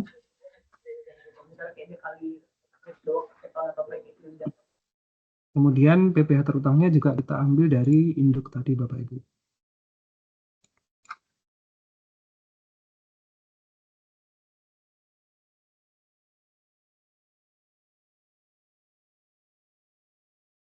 Seperti ini. Seharusnya ini akan terhitung otomatis ya Bapak Ibu. Coba kita cek kembali. Jika kasusnya seperti ini, harusnya ini akan menghitung secara otomatis berapa nanti PPh pasal 25 kita, seperti itu. Nanti otomatis datanya akan berpindah ke induk lagi.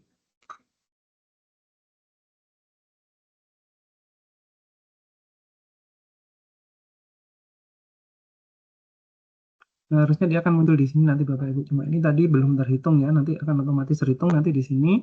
Harusnya akan masuk nilai berapa PPh pasal 25 kita tadi, seperti itu. Berikutnya kita masuk ke pernyataan transaksi. Nah, di sini kita jawab, mohon maaf, kita jawab tidak dulu. Apakah wajib pajak berkewajiban menyampaikan dokumen penentuan harga transfer juga sama? Kita jawab tidak dulu ya, sesuai dengan yang ada di simulator itu. Ini kita jawab tidak semua ya Bapak Ibu ya. Nah di bagian 21E yang perlu diperhatikan Bapak Ibu. Apakah wajib pajak membebankan biaya penyusutan dan atau amortisasi fiskal? Nah ini jika iya, misalnya kita jawab iya Bapak Ibu. Nanti Bapak Ibu akan mengisi kembali lampiran 9 Bapak Ibu. Nah di lampiran 9 ini kita akan mengisi ini ya laporan penyusutan dan amortisasi seperti itu. Di sini ada tersedia juga menu untuk impor XML seperti itu nanti. Nah, seperti ini Bapak Ibu.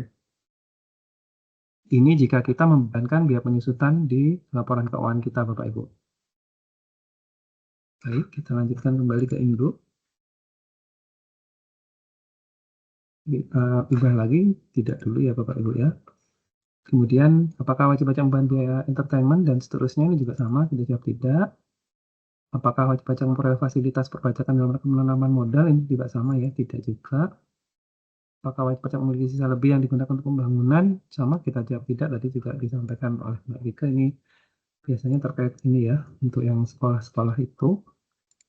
Kemudian ada dividen luar negeri ini juga kita jawab tidak, seperti itu. Nah, Bapak Ibu, untuk lampiran lainnya, ini yang wajib kita unggah atau kita upload nanti adalah yang ada bintangnya Bapak Ibu. Di mana di sini yang wajib diupload adalah laporan keuangan yang telah diaudit seperti itu. Kita akan pilih file apapun gitu ya. Seperti ini misalnya. Kita klik unggah. Nah, seperti ini. Kemudian kita langsung centang pernyataan saja di bagian terakhir. Kita cek-cek kembali Bapak Ibu. Nah, kita ulang kembali terkait dengan lampirannya Bapak Ibu. Saya ulang kembali ya. Untuk lampiran 1C. Lampiran 1C ini merupakan laporan keuangan ya Bapak Ibu. Laporan keuangan dan neraca. Lalu ada L2. Nah, L2 ini terkait dengan pemegang saham yang tadi juga sudah disampaikan. Data yang masuk di sini nanti data yang sudah ada di profil Bapak Ibu sekalian. Jika ada perubahan seperti direkturnya, itu maka Bapak Ibu wajib melakukan perubahan data seperti itu. Ini misalnya bisa kita isi ya untuk nilai modalnya misalnya 5M gitu ya. 2M aja. Seperti ini dan persentasenya bisa kita isikan 100% gitu ya.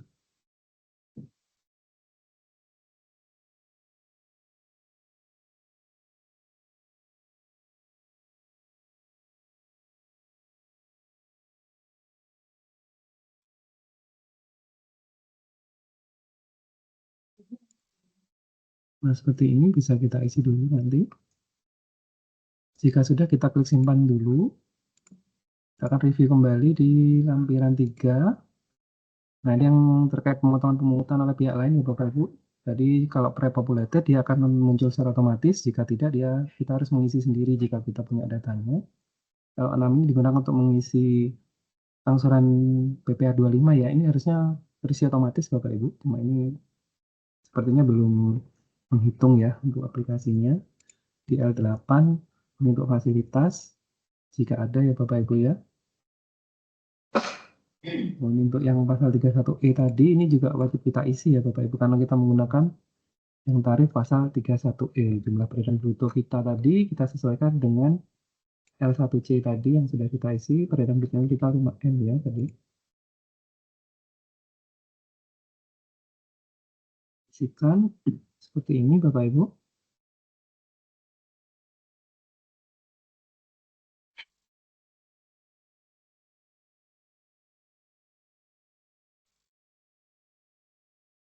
Ini otomatis ya.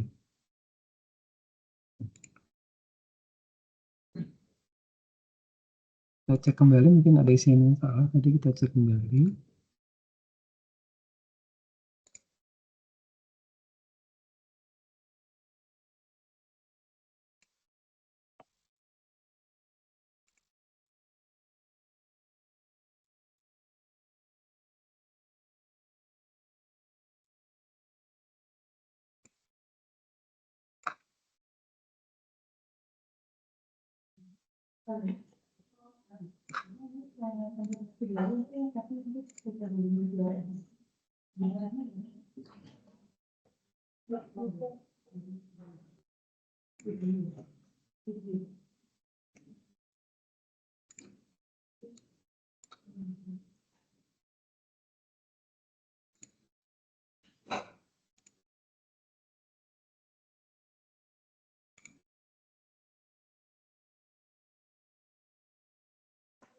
Saya coba kembali Bapak Ibu untuk penghitungan pasal 25 ini seharusnya ini muncul ya secara otomatis. Masih belum ya, masih belum bisa. Oh ini yang jadi bagian 4,8 dulu. Seperti ini. Nah, seperti ini Bapak Ibu, untuk yang mendapatkan fasilitas kan tadi omset kita kan di atas 4,8 ya, 5M, maka yang mendapatkan fasilitas sebesar 4,8 ya gitu. Tetap nanti untuk PPh-nya betul 275 juta ini. Nah, kemudian untuk L11B ini terkait biaya pinjaman ya Bapak Ibu, ini bisa diisi maupun bisa dilewati dulu seperti itu. Kita kembali ke Indo. Nah, ini Bapak Ibu ya, sudah hampir selesai untuk penghitungan PPh-nya tadi. Jika sudah, nanti Bapak Ibu tinggal dicentang di bagian pernyataan yang paling bawah. Setelah kita cek kembali isiannya, kita pilih direktur gitu ya.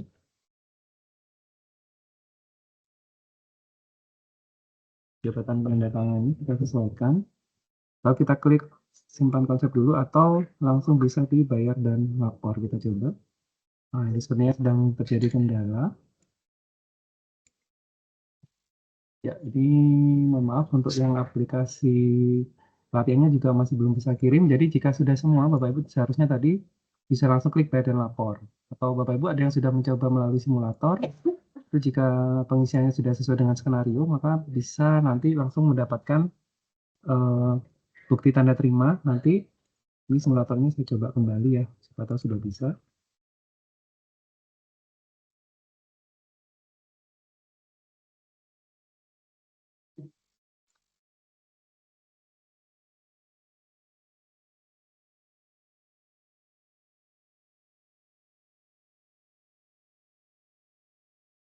Oh ya, ini sudah bisa untuk simulatornya Bapak Ibu.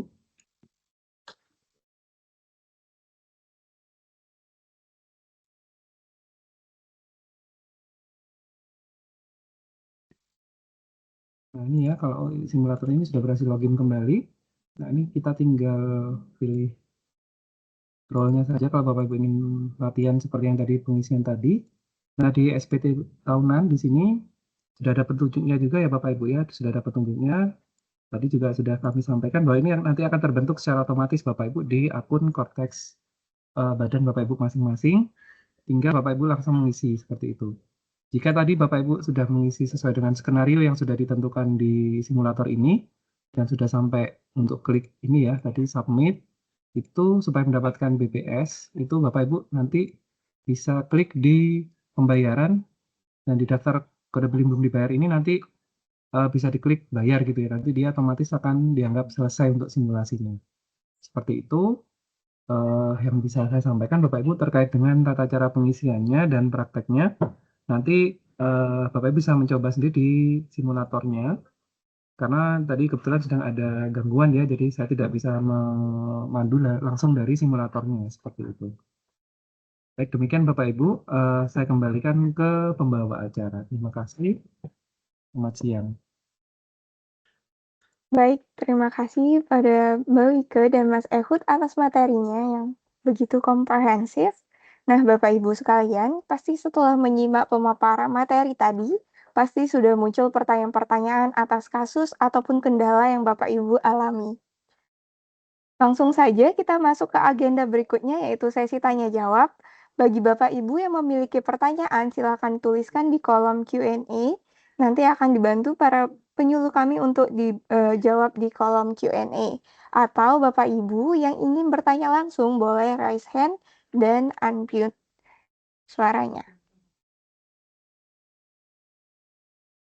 Baik, karena ini belum ada yang raise hand, kita beralih ke kolom Q&A. Beberapa pertanyaan sudah dijawab di kolom Q&A. Yang saya bacakan adalah yang belum terjawab. Dari Bapak Riko Wahyu, dampak kesalahan pengisian kode penyesuaian fiskal apa dan apakah mandatori? Mungkin bisa dibantu oleh Mbak Wike. Ya, ini pertanyaan dari Bapak Riko Wahyu ya. Apakah Betul. Bapak Riko Wahyu ada di sini?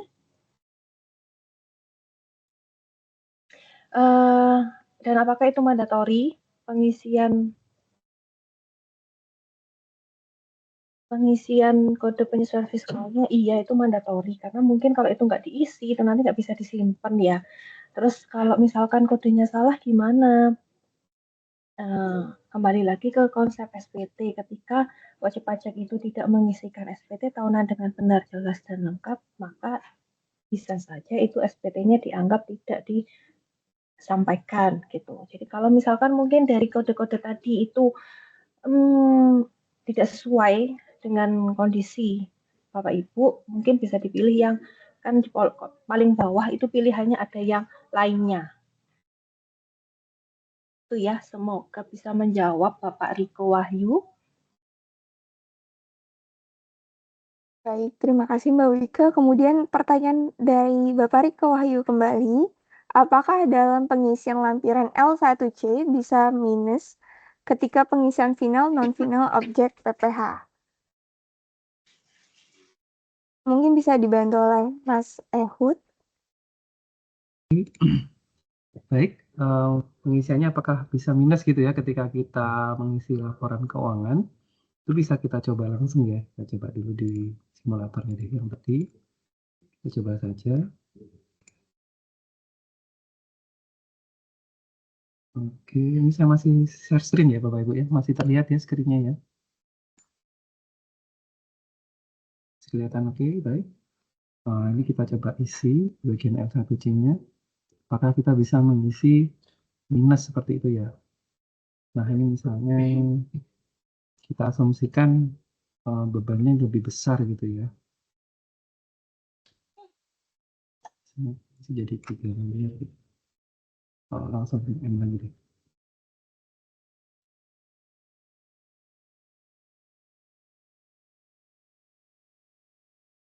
Nah, ini bisa ya Bapak Ibu ya, nanti nilainya akan minus ya, nanti minus dan akan terbawa ke induk seperti itu.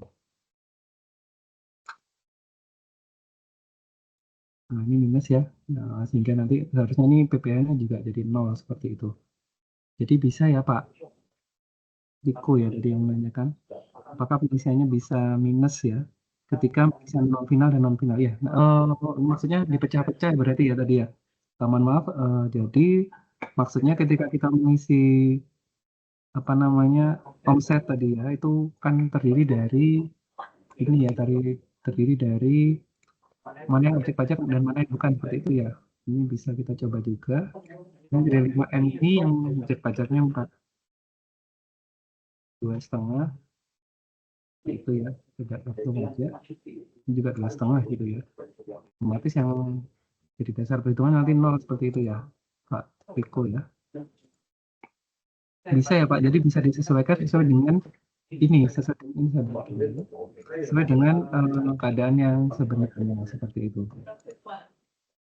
Baik, seperti ini. Jadi nanti dia hanya ada rugi karena ada biaya-biaya ya, karena yang omsetnya tadi merupakan objek PPh final maupun yang bukan objek pajak dari 5M ini, seperti ini. Nah, nanti Bapak Ibu bisa menyesuaikan bentuk atas kerjanya seperti ini Bapak Ibu ya. Itu. Semoga bisa menjawab untuk Pak Riko. Demikian. Mungkin ada tambahan dari Mbak Wika? Cukup. Baik, terima kasih. Kemudian ada pertanyaan dari Ibu Daniela. Untuk aset harta berwujud ada template untuk diimpor kalau misal asetnya di atas 500. Nah, tadi ini sudah dijawab di kolom Q&A. Ibu bisa cek di kolom Q&A. Untuk amortisasi dan penyusutan bisa menggunakan skema impor yang dapat diunduh di tautannya sudah dikirimkan di kolom Q&A. Silakan untuk dicek kembali. Kemudian pertanyaan dari Bapak Riko Wahyu kembali, boleh dijelaskan mengenai input DER dan EBITDA? Mungkin boleh dibantu dengan Mbak Wike? Oke, baik. Bapak Riko ini masih ada di tim nggak ya?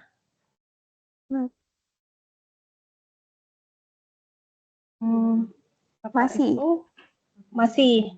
Oke, jadi mungkin saya coba share screen yang terkait dengan penginputan DER dan EBITDA ya, terkait dengan lampiran 11B.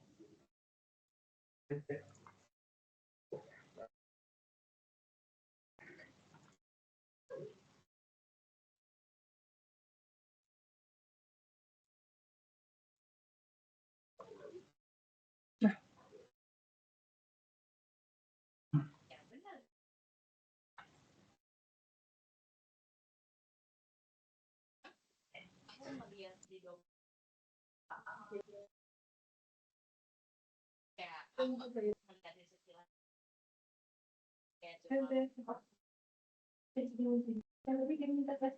jadi kan terkait dengan lampiran L11B itu bisa menggunakan perhitungan EBITDA atau menggunakan perhitungan perbandingan antara utang dan modal, perhitungan menggunakan DER. Nah, untuk yang di lampiran L11B yang poin yang perhitungan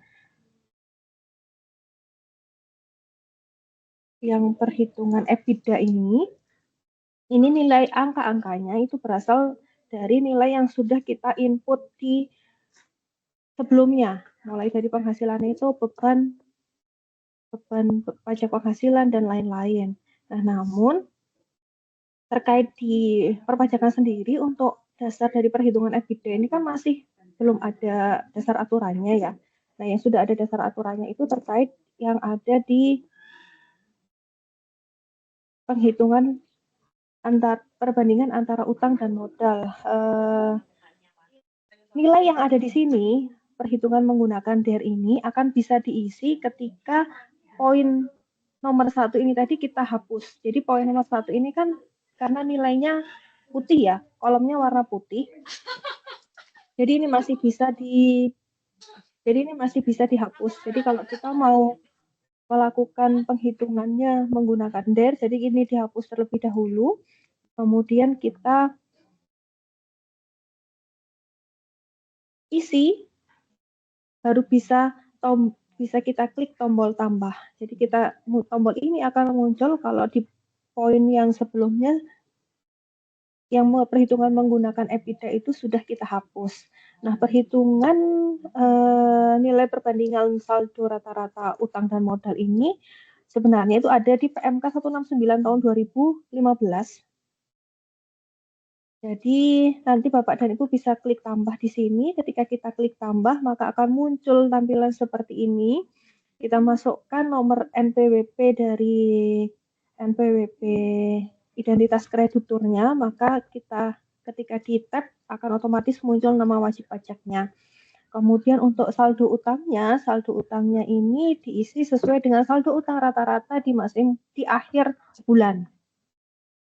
Kemudian kita simpan, kemudian nanti akan muncul perhitungan secara otomatis di poin C seperti ini. Berapa jumlah rata-rata saldo utang dan saldo modalnya.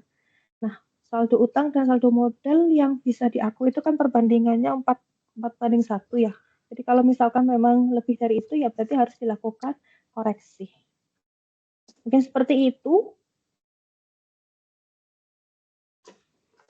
Baik, terima kasih Mbak Wike. Kemudian ada pertanyaan tambahan dari Bapak Riko Wahyu terkait penyesuaian fiskal. Bagaimana jika dalam satu akun terdapat lebih dari satu kode penyesuaian fiskal? Bisa dipilih 2.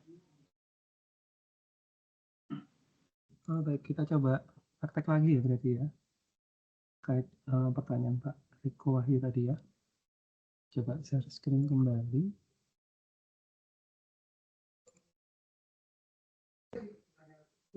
Ini misalnya ada koreksi fiskalnya lebih dari satu ya tadi. Nah ya, jadi untuk koreksi fiskal di sini itu bisa dipilih lebih dari satu ya. Kita centang seperti ini. Nah, ini. Tapi nilai yang dimasukkan nanti nilai totalnya seperti itu. Nah, kita masukkan seperti ini ya. Lalu kita simpan seperti itu, misalnya ada koreksi fiskal 100.000 gitu.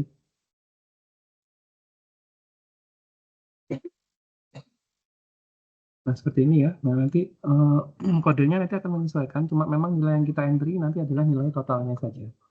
Seperti itu Pak Riko untuk jawabannya. Ada tambahan dari Mbak Wika? Cukup? Cukup. Oke. Baik, terima kasih Mas Ehud dan Mbak Wike. Bapak Ibu, apabila ada pertanyaan kembali, silakan diisi di kolom Q&A atau kalau yang mau bertanya langsung silakan untuk raise hand.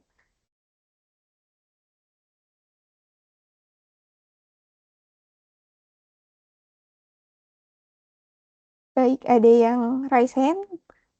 Bapak atau Ibu Mulyana Lai, dipersilakan. Ya, selamat siang Ibu, Bapak. Mau tanya, ini kita kan melaporkan SPT Badan level PT ya. Nah, kita lampirkan audit report untuk parentnya. Apakah perlu juga dilampirkan, maksudnya dilaporkan itunya apa ya, audit report konsolnya ya, dilampirkan nih.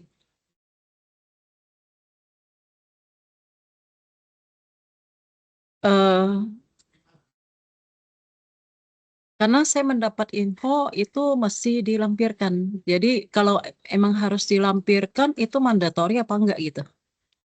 Itu aja pertanyaan dari saya. Thank you. Baik, terima kasih. Mungkin bisa dibantu oleh Mbak Wike. Baik, terima kasih Ibu atas pertanyaannya. Apabila memang perusahaannya Ibu itu merupakan perusahaan grup, maka wajib untuk melampirkan laporan konsolidasinya juga ya. Nanti di bagian akhir, ketika di bagian lampiran, itu nanti bisa diupload di situ. Ada bagiannya tersendiri. Artinya ini mandatori ya, Bu ya? Iya, betul. Kalau memang grup harus dilampirkan. Oh, oke. Noted. Thank you, Bu. Terima kasih kembali. Baik, terima kasih. Apakah ada pertanyaan lagi, Bapak Ibu? Silakan.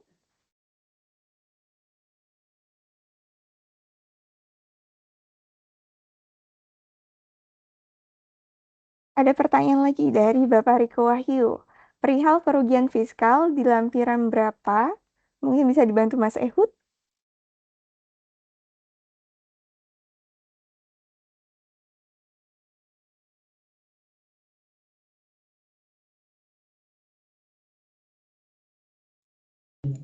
Makan kita simulasinya enggak sampai kerugian. Baik, saya coba cek kembali ya di sini. Di induk ya.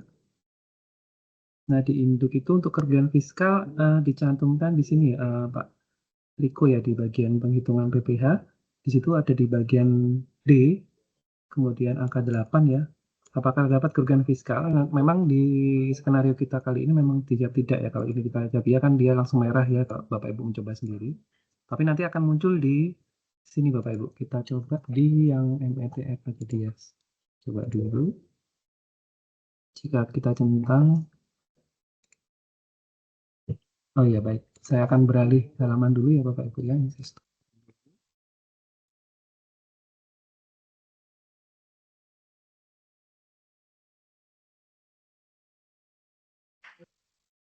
Kembali ke ini di menu di aplikasi latihan ya.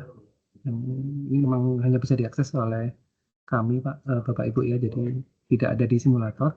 Jadi ketika kita nanti mencentang di bagian D angka 8 ini apakah terdapat kerugian fiskal yang dapat dikompensasikan, dan jika kita jawab iya, nanti kita akan menambah lagi mengisi lampiran 7 Bapak Ibu. Kita lihat saja lampiran 7 bentuknya seperti apa gitu ya. Nah, seperti ini. Jadi kurang lebih sebenarnya mirip dengan yang ada di e-form, cuma beda tampilan aja sih seperti itu.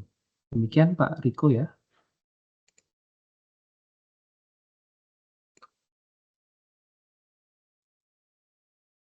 Baik, terima kasih Mas Ehud.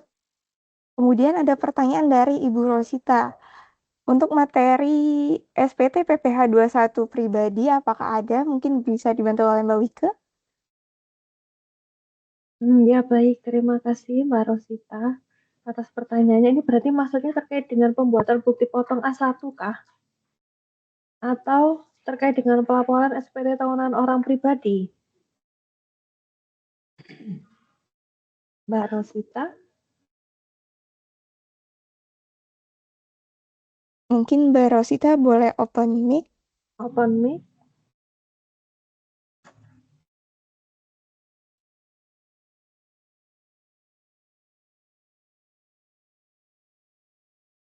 Halo Bu, Ya, gimana Ibu Rosita maksud pertanyaannya? untuk Terkait pelaporan dengan pribadi Bu.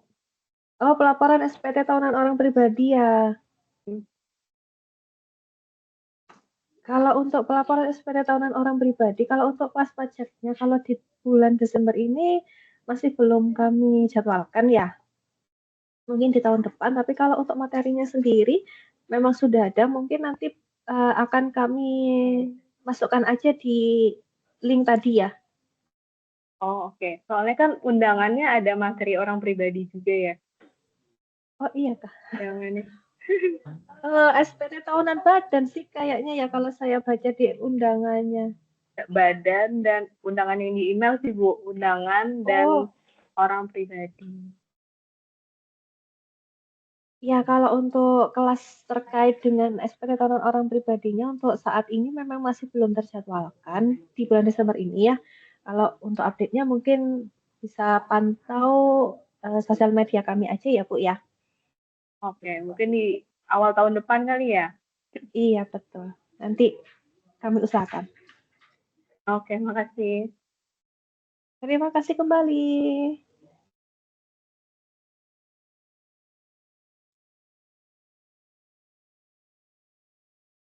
Kemudian ada pertanyaan dari Ibu Mega dari Hafar. Misal omsetnya sudah dikenakan PPh final semua, maka biayanya nanti saya tulis atau edit beban yang dikenakan PPh final juga. Mungkin bisa dibantu oleh Mbak Wika atau Mas Ehud. Baik, pertanyaan dari Ibu Wida ya. Apabila misalkan ada 2000 bukti potong dan itu sudah terprepop semua, misalkan yang mau dihapus cuma 1.500, nah 1.500 itu bisa dihapus. Kalau ternyata nanti mungkin dari yang sudah dihapus itu mau dikreditkan lagi, oh ternyata emang benar nih ada transaksi itu gitu ya. Berarti bukti potong yang tadinya aku hapus itu bisa ditambahkan kembali, bisa diinput lagi. Jadi defaultnya adalah prepop, tapi wajib pajak bisa memilih mana yang mau dikreditkan dengan cara klik hapus. Tapi kalau misalkan ternyata dari yang sudah dihapus itu mau dikreditkan kembali, itu nggak bisa ditarik lewat prepop lagi, tapi harus diketik ulang. Semoga jelas ya jawabannya Ibu Wida. Baik, terima kasih Mbak Wika. Ini ada satu pertanyaan yang terlewat di kolom chat dari Ibu Mega. Apabila omsetnya sudah dikenakan PPh final semua, maka biayanya nanti ditulis atau diedit beban yang dikenakan PPh final juga. Mungkin bisa dibantu oleh Mas Ehud. Baik, seperti tadi di contoh pengisian ya, jika memang omsetnya semuanya kena PPh final, berarti kan nanti ketika kita ngisi kan, maaf, itu sudah diisi di situ ya PPh final. Maka nanti kalau ada biaya atas itu otomatis harus dilakukan koreksi fiskal dong ya, harusnya seperti itu. Gitu ya, Bu ya. Baik. Baik, kemudian ini ada pertanyaan tambahan dari Ibu Wida. Jika dikreditkan kembali harus diinput satu-satu. Bagaimana Mbak Wika? Iya, betul. Apabila mau dikreditkan kembali berarti harus diinput lagi satu-satu karena tidak ada menu untuk saat ini ya, masih belum disediakan mekanisme impor untuk bukti potong. Baik, terima kasih. Kemudian ada yang raise hand, Ibu Mulyana Lai, silakan. Ya, sorry ada tambahan pertanyaan Bu. Jadi gini, kita kan sebelumnya kan kayak sebelumnya untuk e-form itu ya, Ini back nih, kalau kita mau upload aset kan sering ada isu simbol lah apa, terus ada agak banyak kendala lah. Tapi untuk yang Cortex ini, dia kan nanti ke depan pakai XML nih.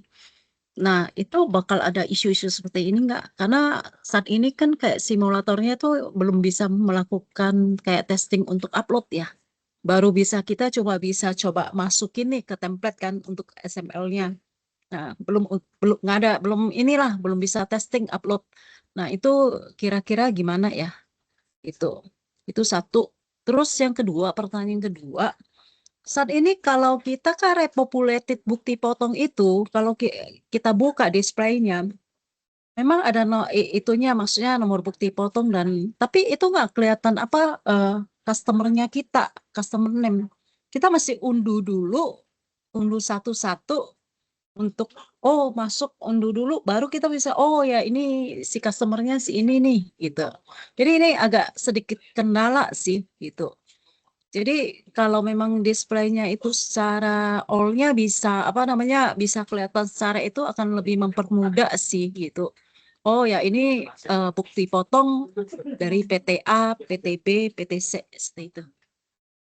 Itu aja dari saya. Oh iya. Baik, terima kasih. Jadi ada 2 pertanyaan. Yang pertama, isu simbol yang dulu di e-form sering terjadi. Mungkin bisa dibantu oleh Mas Ehud. Silakan Mas Ehud. Baik, terima kasih untuk pertanyaannya, Bu. Terserah kami juga baik dari aplikasi yang uji coba tadi maupun dari aplikasi simulator kan memang belum bisa. Jadi kami masih belum bisa memitigasi ya jika ada kendala-kendala tersebut. Nanti kami akan segera menginfokan jika memang ada informasi terbaru, karena ini kan masih dalam tahap uji coba atau trial and error ya. Jadi mudah-mudahan nanti ada perbaikan-perbaikan yang bisa mengantisipasi hal-hal tersebut seperti itu. Kemudian untuk yang Tapi pertanyaan kedua, kira-kira maksudnya ya, sebelum deadline pelaporan itu mm-mm. ada itu nggak dikeluarkan untuk kita lakukan testing upload gitu? eh, kita tunggu ya Bu ya. Sejauh ini belum ada informasi sih gitu. Nanti kami akan infokan lebih lanjut jika memang ada tambahan informasi terkait uji coba ini ya. Misalnya nanti apakah simulatornya nanti akan diperbarui atau seperti apa, kami juga masih belum dapatkan informasi seperti itu. Oke. Kemudian untuk yang pertanyaan kedua terkait identitas yang tercantum di daftar bukti potong ya tadi Bu ya. Baik, Ya. saya akan coba tampilkan lagi sekali lagi ya di menu yang kalau di simulator tidak kelihatan namanya ya Bu ya. Iya, di kita Oke, baik. punya itu nggak kelihatan. Mm-mm. Udah Oh, hasil nanti.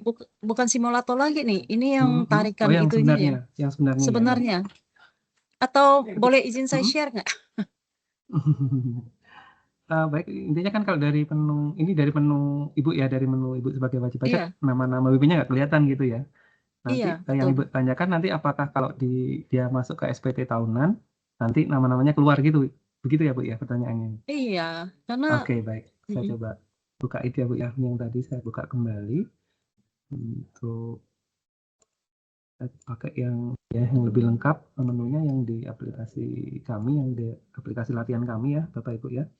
Nah, untuk bukti potong di sini sudah tersedia nama pemotong pemungut, identitasnya ada NPWP, ada jenis pajak, ada nominal DPP-nya, kemudian ada PPh-nya dan nomor bukti potongnya. Jadi seharusnya ini tidak sulit ya, Bu ya, nanti untuk melakukan pengecekan seperti itu ya. Karena nanti juga di sini tersedia for Excel juga seperti itu, Bu. Jadi nanti namanya ada nama pemotongnya ya? ada Bu, nanti muncul di sini. Cuma ini kan karena ini dummy ya, jadi tidak dimunculkan namanya di sini karena ini masih latihan seperti itu. Begitu Bu, mungkin untuk jawabannya. Yang hasil repopulated itu ya? Iya, nanti ketika prepop datanya masuk, seharusnya data-data ini akan otomatis terisi seperti itu. Boleh Demikian. saya izin capture sedikit nggak Pak? Ini yang kita dapat ya. Eh, mohon maaf untuk yang ini tidak diperkenan dulu ya Bu ya. Nanti Bapak Ibu bisa mengcapture yang ada di simulator saja gitu. Nanti di simulator sama kok Oh, Bu, menunya gitu. Sama aja nanti. Dicek aja di simulator juga ada namanya nanti gitu. Demikian. oke. Ya deh. Yuk, thank you Pak.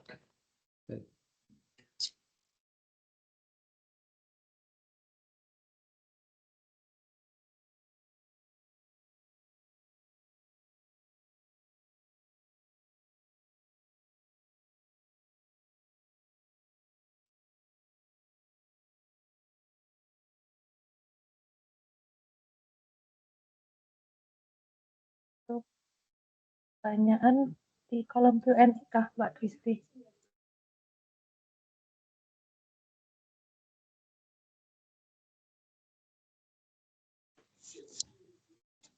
Jadi masih mute, teman.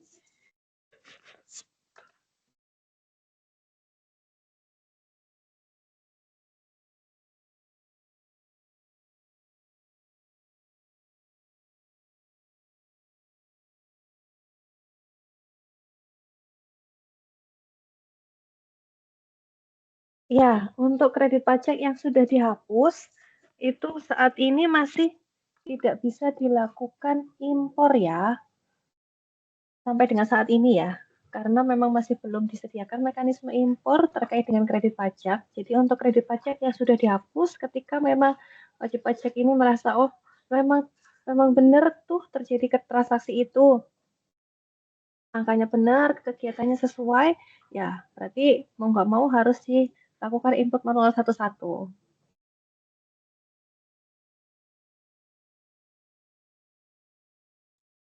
Baik, terima kasih, Mbak Wika. Bapak Ibu, apakah ada pertanyaan lagi? Silakan dituliskan di kolom Q&A atau raise hand.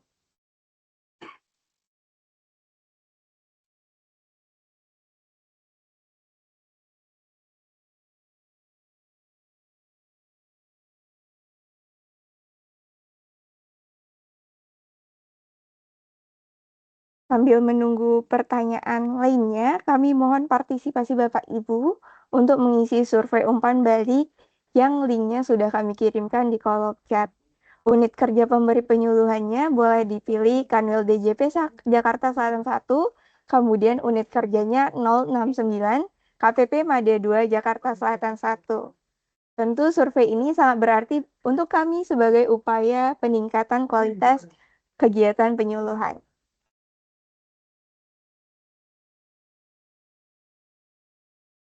Untuk materi hari ini, seluruhnya bisa diakses di tautan yang dikirimkan di undangan, yaitu t.kemenq.go.id/kpp069.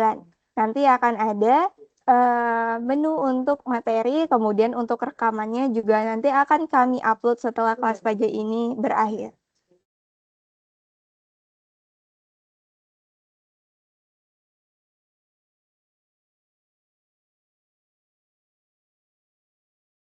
Apakah ada pertanyaan lagi, Bapak Ibu? Silakan.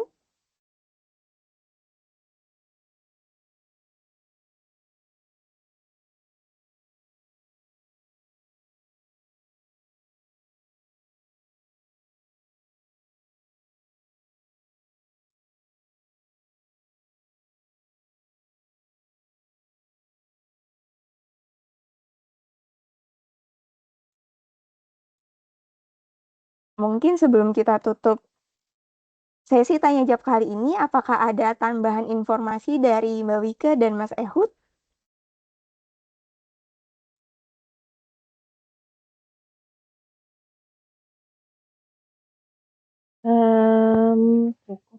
Intinya ya kembali lagi bahwa apa yang kami sampaikan sampai dengan saat ini adalah kondisi sampai dengan saat ini ya. Jadi kalau mungkin nanti ke depannya ada perubahan, semoga itu diinformasikan ke kami dan nantinya kami juga bisa memberikan penjelasan kembali ke Bapak dan Ibu. Intinya adalah di saat ini kita melakukan sosialisasi untuk memfamiliarisasi ke Bapak Ibu dan semuanya.